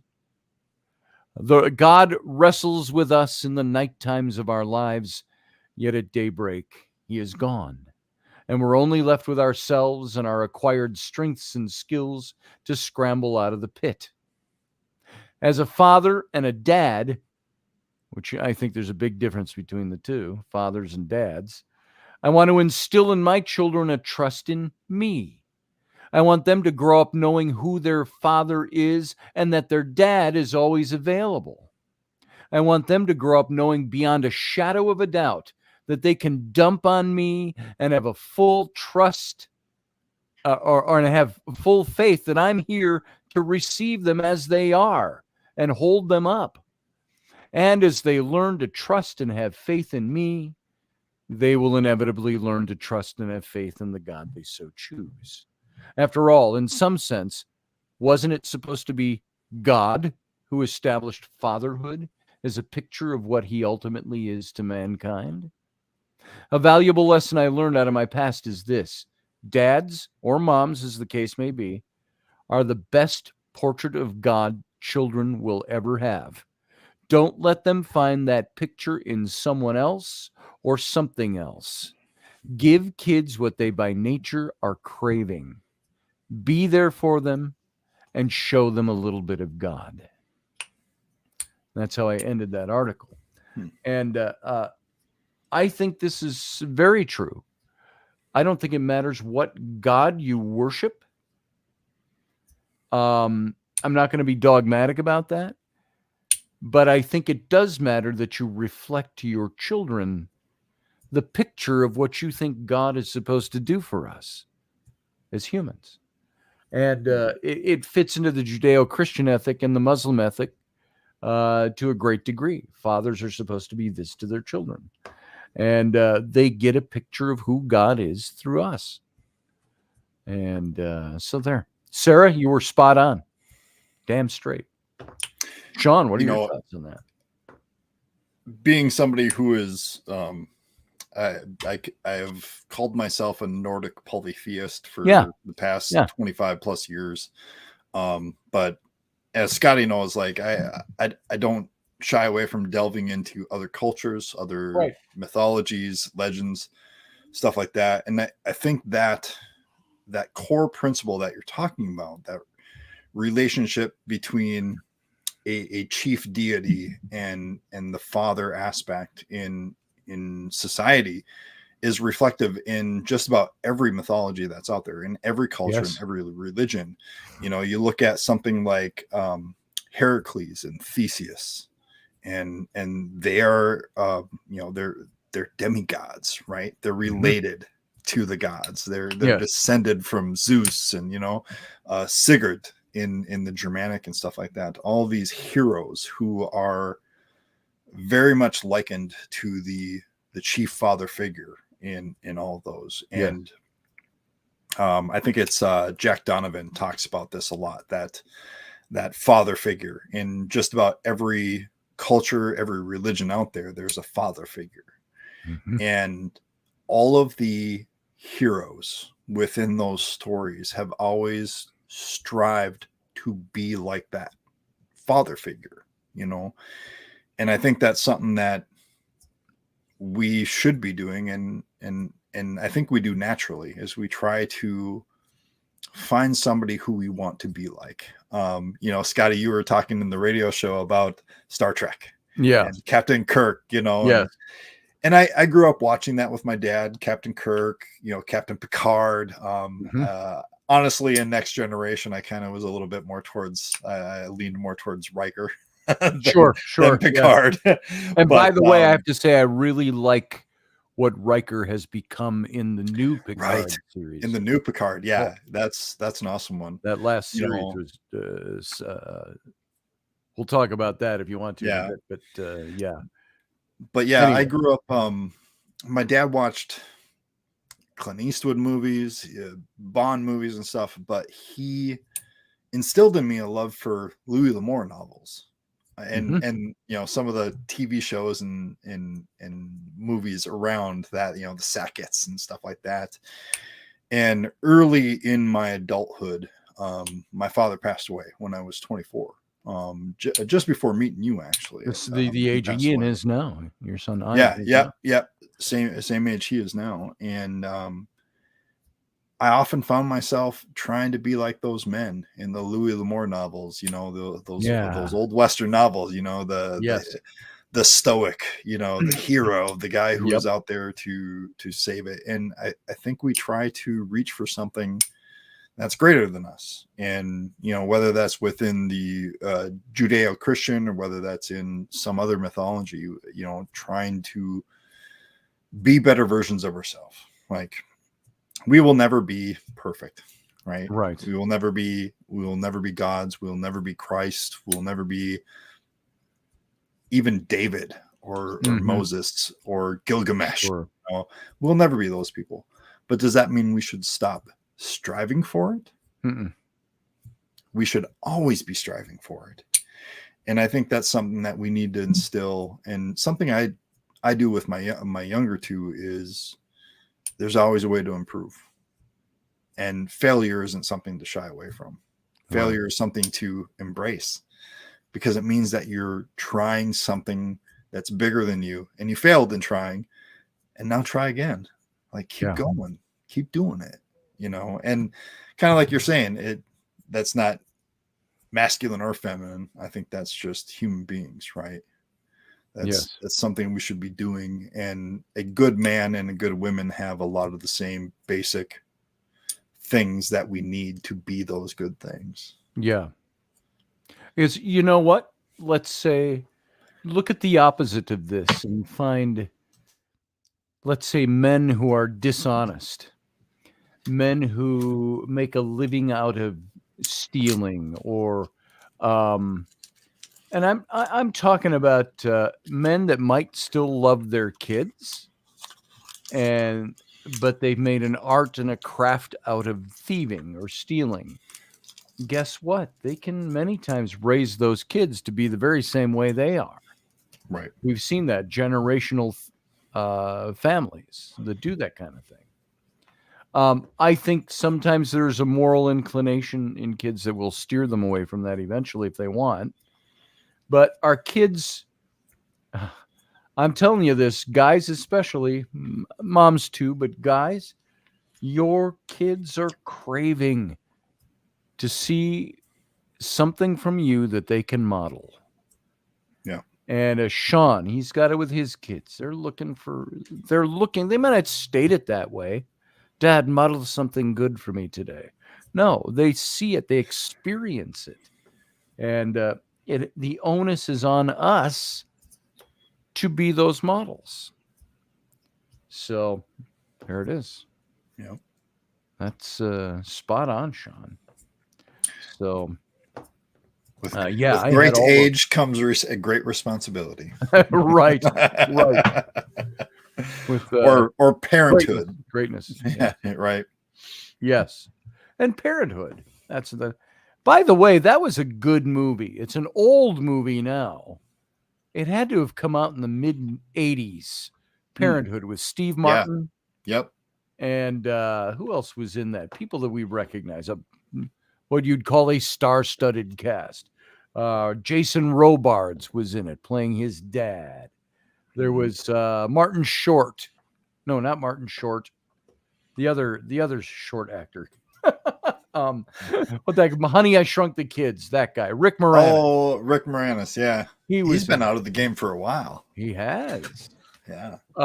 He was in that movie, and Tom Hulse, who played Amadeus. I think the biggest thing he ever did was Amadeus back in the early 80s.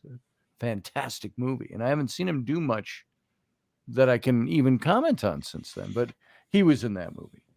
And the movie was showing all these in this one family. Oh, Keanu Reeves was in that movie as a teenager, dating the teenage daughter. And he was, like the, hey, dude, surfer boy, kind of dumb kid. And who played another teenager in that? One of the kids, Joaquin Phoenix, who's in that, playing a 13-year-old boy. And so that dates the movie for you. But it's so the movie, I would say even today, is timeless in its messaging. Mary Steenburgen played Steve Martin's wife in that. And but it just showed the struggles of all these different people in one family that were striving to be good parents. Parents to their kids and brothers and sisters and all of it'd be kind of like that show, which I loved. I don't care what anybody says about the show. What was that show with the family, and it had a blended family in it, and it was This Is Us. Was that the name of it? This Is Us. Oh yeah, that's a little more recent. Like 3 years ago, 4 years ago. Yeah.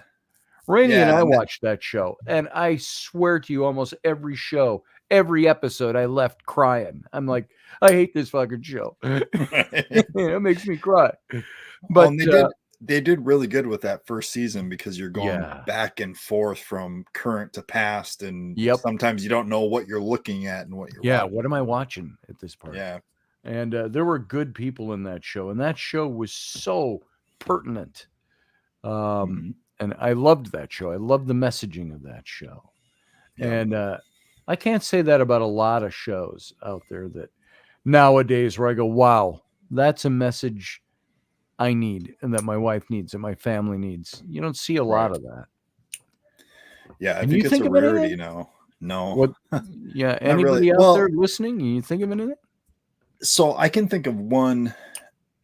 So there's a song that's actually currently like blowing up on YouTube. It was like #1 on iTunes, and I'd seen it in social media, and I actually like scrolled by it a couple times because I was like, I don't know what this is. I'm just going to scroll by it.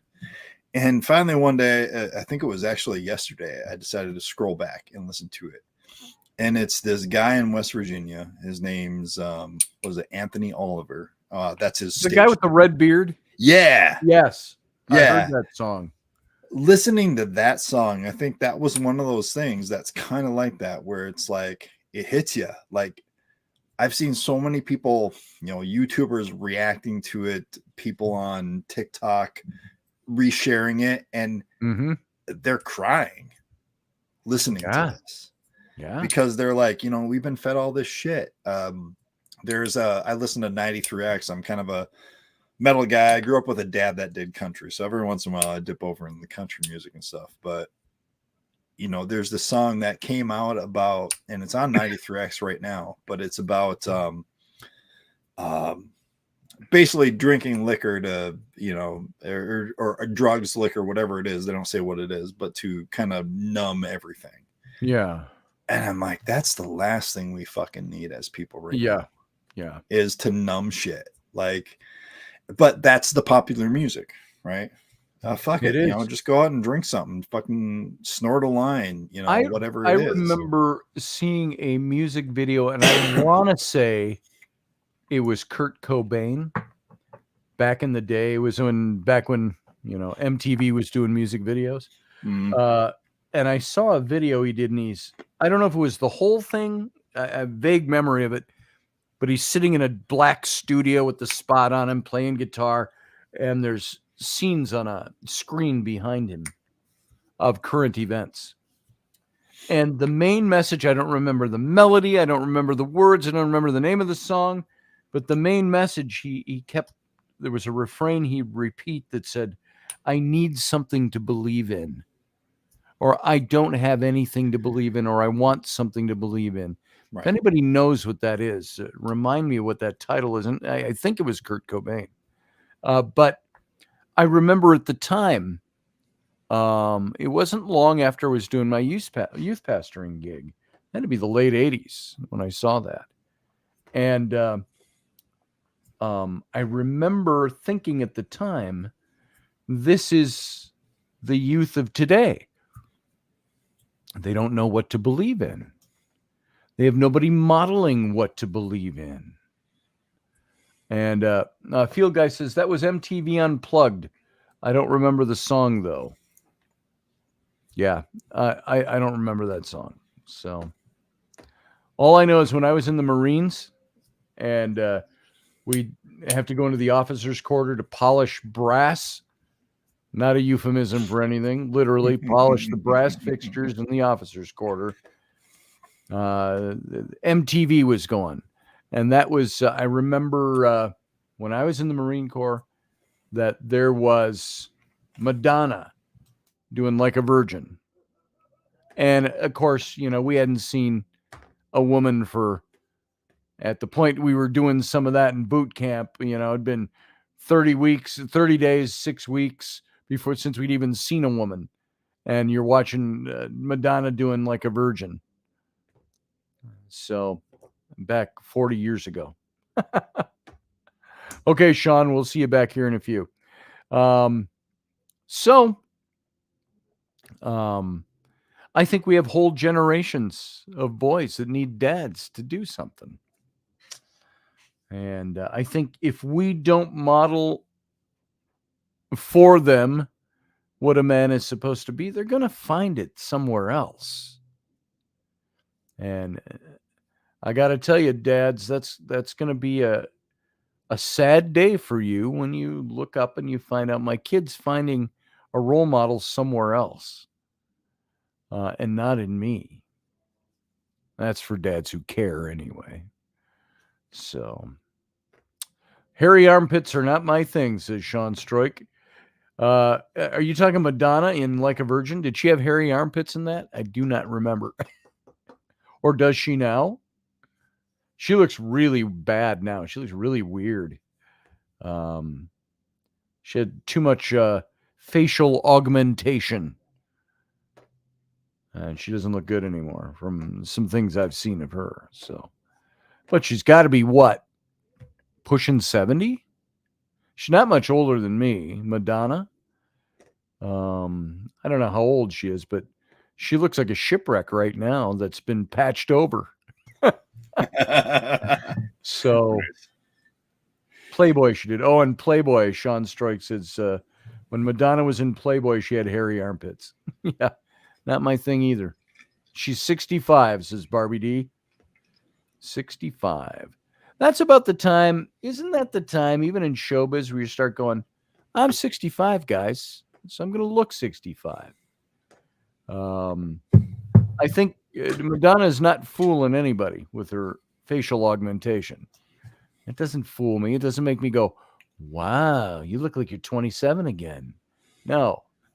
It's like me coloring my hair.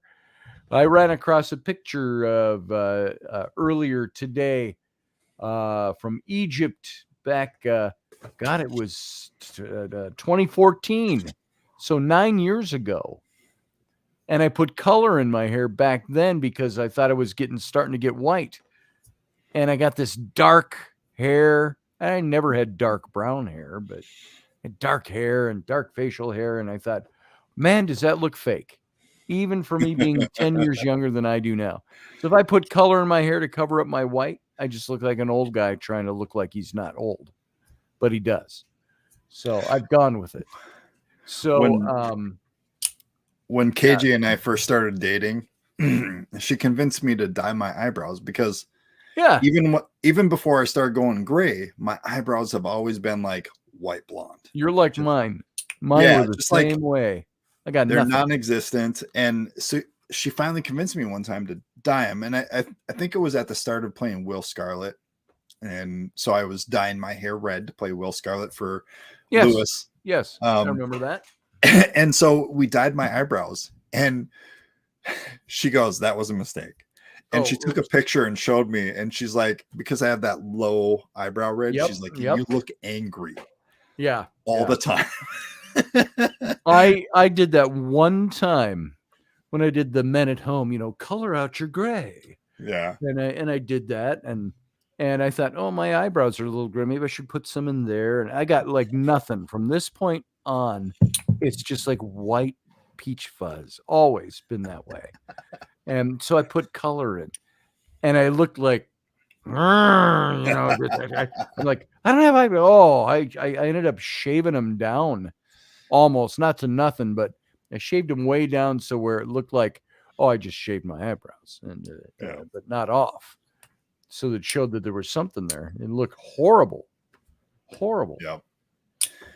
Then I used to color my hair a little bit where I'd leave the temples white, and I just color just the top and the back a little bit. And then it looked a little more natural, but man, yeah. I think I put color in my hair before I even knew Rainey. When I was doing Renfest, to maintain my youthful vigor. So I just don't do it anymore. I don't need to anymore. I'm an old guy, and I look like an old guy, so I might as well be white. So. I've come to like my gray. Like, yeah. And the only time I dyed my hair was to be Will Scarlet. I'm like, man, if I'm going to be Will Scarlet, I got to be a redhead, right? And as soon as I got done, doing that, like cut all my hair off, let it regrow, and people are like, wait, you're not a redhead? And I'm like, No. And they're like, you're gray. I'm like, yeah. Yeah. Started a I'm while gray. ago, but and it's just, I don't know. I did it. So I dyed my hair. We had some like leftover dye for Halloween this Mhm. past year. We decided we were all going to do, the adults were going to do Mario Kart. So Cool. KJ, being crafty as shit, she built all of the cars out of cardboard, Nice. painted them and Nice. everything. And I decided to be Mario. So I shaved off my beard, left this, and just like curled it up, got a nice handlebar mustache, but Yeah. I dyed it dark brown. And it was just so weird. Like the day after Halloween, I'm like, it's shit off. It's off. Gone. I'll regrow the beard. Yeah.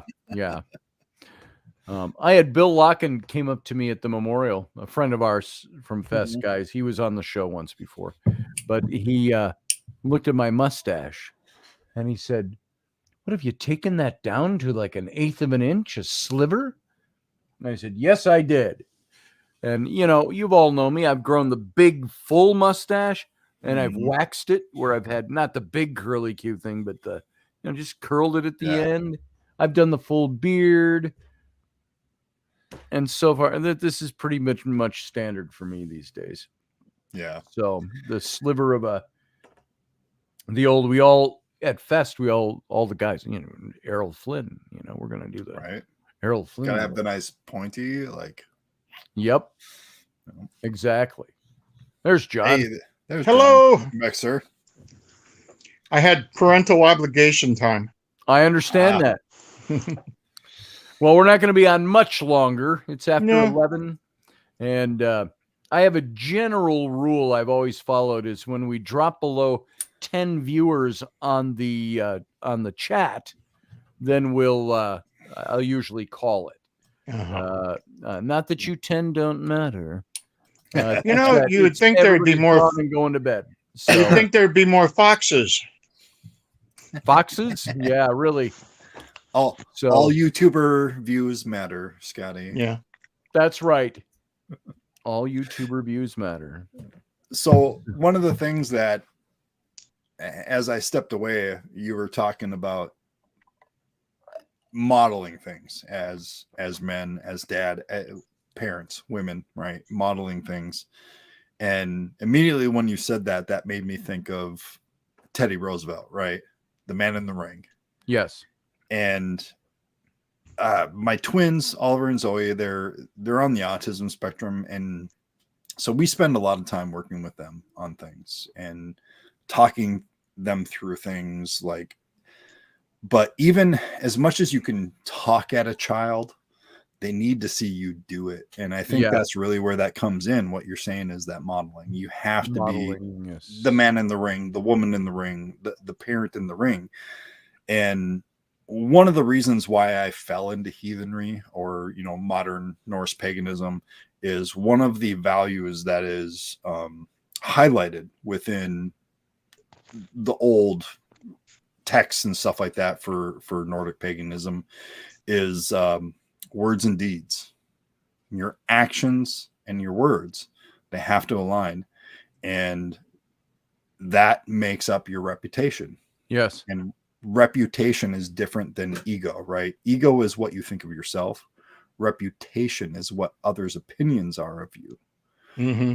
And it's based upon your words and your deeds. And there's nothing more important than your family and your children to see you model that in your life. You can talk in their ear hole all you want about these are good morals and ethics to live by, but if you're not modeling that for them, they're going to go, does it really matter what you're saying? You're saying it, but I don't see you doing it. Yeah.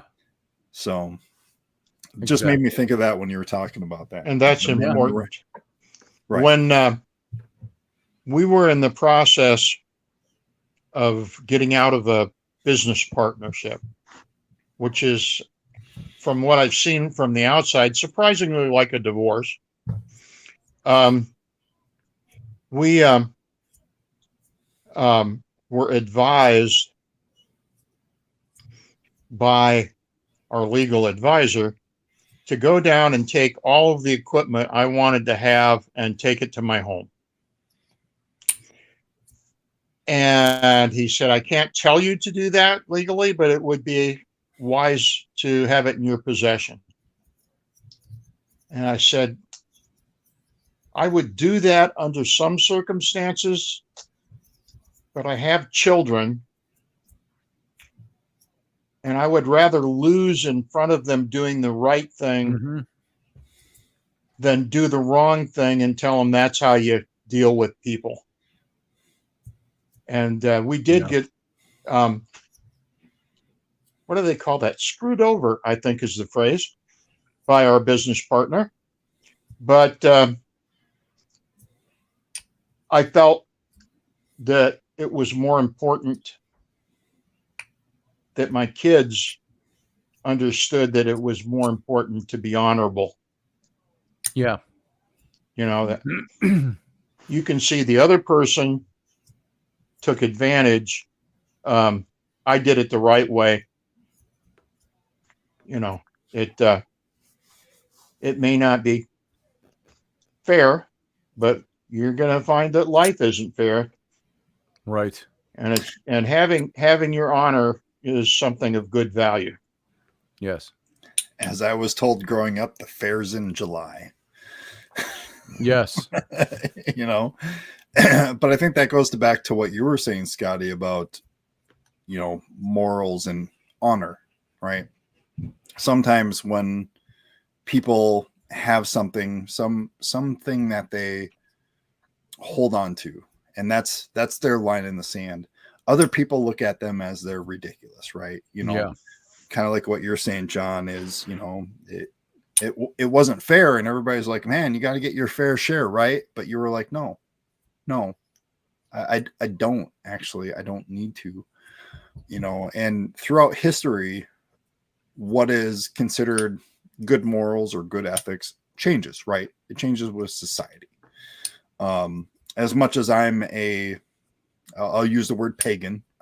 You know, I believe in multiple gods. I live in a Christian society, a very Christian society, and it has been that way for more than 400 years, right? Yeah. And what is ethical and what is moral is usually within that frame and that context. As an example, like in the Viking people, you know, people are like, oh, not everybody was Vikings. No, they're not. But we use that term academically to describe pre-Christian right. Nordic and Germanic people. And they had different morals and ethics. You know, they did raid, but that was probably only about 10% of the population. But it was actually seen as a rite of passage. Murder was acceptable as long as you didn't hide it, and as long as it was an honest confrontation. If you stole from somebody in secret, that was amoral. But if you confronted them in a one-on-one fight and killed them and then stole their stuff, that was honorable. You know, so one of the examples I use a lot is as we get closer to the conversion of Christianity in Northern Europe, a lot of the Christian kingdoms outlawed the ability to trade with pagans. And so what the Nordic and Germanic people did in response is they bought crosses. And when they would go trade, they'd put those crosses on and they go trade with the Christians. And then as soon as they left, they'd take them off, throw them in their chest, put it back on their Thor's hammer and go back home and worship their pagan gods. And they didn't see that as amoral. But in today's world, sure, we're like, that's not acceptable. That's lying. You're right. being deceitful. You know, so things change, but at the same time, it is a honor. Specifically, honor is an individual thing. And it really comes down to decisions that we make as men, women, parents, that really defines that for our children. Well, like what Scotty was saying about what your children see you do. Yep. That was more important to me than whether I came out on top financially. I had a line in the sand of so many dollars spent on the lawyer before I told him, okay, I offered to take half the debt. I offered, for half of the equipment. You can keep everything. We're done. Mm. And so he wound up having to pay all of the debt off, and he had more equipment than he could use. And on top of that, I offered to stay out of any markets he was in for 1 year to allow himself to establish himself as separate from me. And on top of that, he never changed the name on the front of the building. So In recognition. there's honor and dishonor defined. It was interesting. I was just looking up a passage while you were talking because I couldn't remember the exact wording of it. But I, of course, learned this in church and Bible school and seminary, and we studied all this stuff. It's very interesting in the writings of the Apostle Paul, who wrote probably about a good 2/3 of the New Testament. He wrote. And I do have some issues with Paul, as we've talked about before. I think there are those who believe Paul hijacked Christianity, that he presented Pauline Christianity, and that's what we have today, predominantly. But there was also Peter. He had problems. He and Peter knocked heads all the time. So they had their issues. Different forms of teaching. But Paul wrote this, and I thought it was pretty good. And this is what came to mind. He said in 1 Corinthians, that letter in the New Testament, chapter 9, verse 20 through 22, he says, to the Jewish people, I identified as a Jew so that I might win over the Jewish people. To those under the Torah, I became like one under the Torah, though not myself being under the Torah, Jewish law, so that I might win over those under the Torah. To those outside the Torah, I became like one outside the Torah, though not being outside of God's Torah, but in the Messiah's Torah, so that I might win over those outside the Torah. To the weak, I became weak, so that I might win over the weak. I become all things to all men, so that by all means possible, I might save some. And was he being deceitful? No. I think it's a little different. Made me think, Sean, when you're talking about taking off the cross and putting the Thor's hammer back on. Was there deceit there? Were they being deceitful and evil? No, I think they were doing what they needed to do to sell, to buy and trade and to sell and feed their families. Right. And Paul is saying here, to the Jew, I became like a Jew. To the Greek, a Greek. He said, to the poor, a poor man. To the rich, a wealthy man. He says, I represented all these things so I could win some people over. And so I think we do it, and we all see a lot of that. So anyway. Today we call it marketing. Yeah, it's marketing now. Marketing. PR firm. And at its basic principle, you're talking about things that, undercover people have done, we see it in the movies, right? The special operation agent. Right. You look like you're part of the group to be accepted by the group. By the group. Yeah. So, and you know what? We're going to kind of leave it on that note tonight. I think we're going to start wrapping this up. What is it? It's 11:18, and we're going to call it for tonight. I want to thank everybody for being here. That was here. Thanks for being part of this show. Guys, in the future, you can all call in. Sarah used to call in all the time. I think she's used to not calling in quite as much because we don't do the cabin the way we used to when I'm broadcasting on Patreon. But, even when I do the Patreon show, you can still call in to the Captain's Cabin. Did you know that? You can. So, I want to thank you all for being here, giving your opinions, giving me your time. There's a lot of you just listening to me blether on about things, but I hope that it's meaningful to you and it means something. John, Uncle John, thank you for being here, brother. Got to And, represent the other good to brother. have you here. Yes. You have a good night. I'll talk to you soon. And Sean, good to have you here, brother. As always, Thanks, brother. Great. I'm looking at you now as a great addition to the captain's cabin and to Intrepid Radio. So I hope you've always got time to be around. So it's good to have you here tonight. Thanks, brother. All right, brother. Have a good evening. Everybody else, thank you for being here. Thank you for being part of my life, part of this show. Love you all. And that sounded so trite the way I put that. Love y'all. I do. I love you all and I care about you. And I appreciate what you've done. I don't love you like I love my wife. I don't love you like I love my closest friends and my children, but I love you all. Thank you for being here. And on that note, I'm out of here. We'll see you on, what is today, Friday? We'll see you Sunday morning for It's Sunday. And we won't have Rainey. She's out of town with the kids. But we'll make it the best show we can. Informal Sunday morning. Live long and prosper.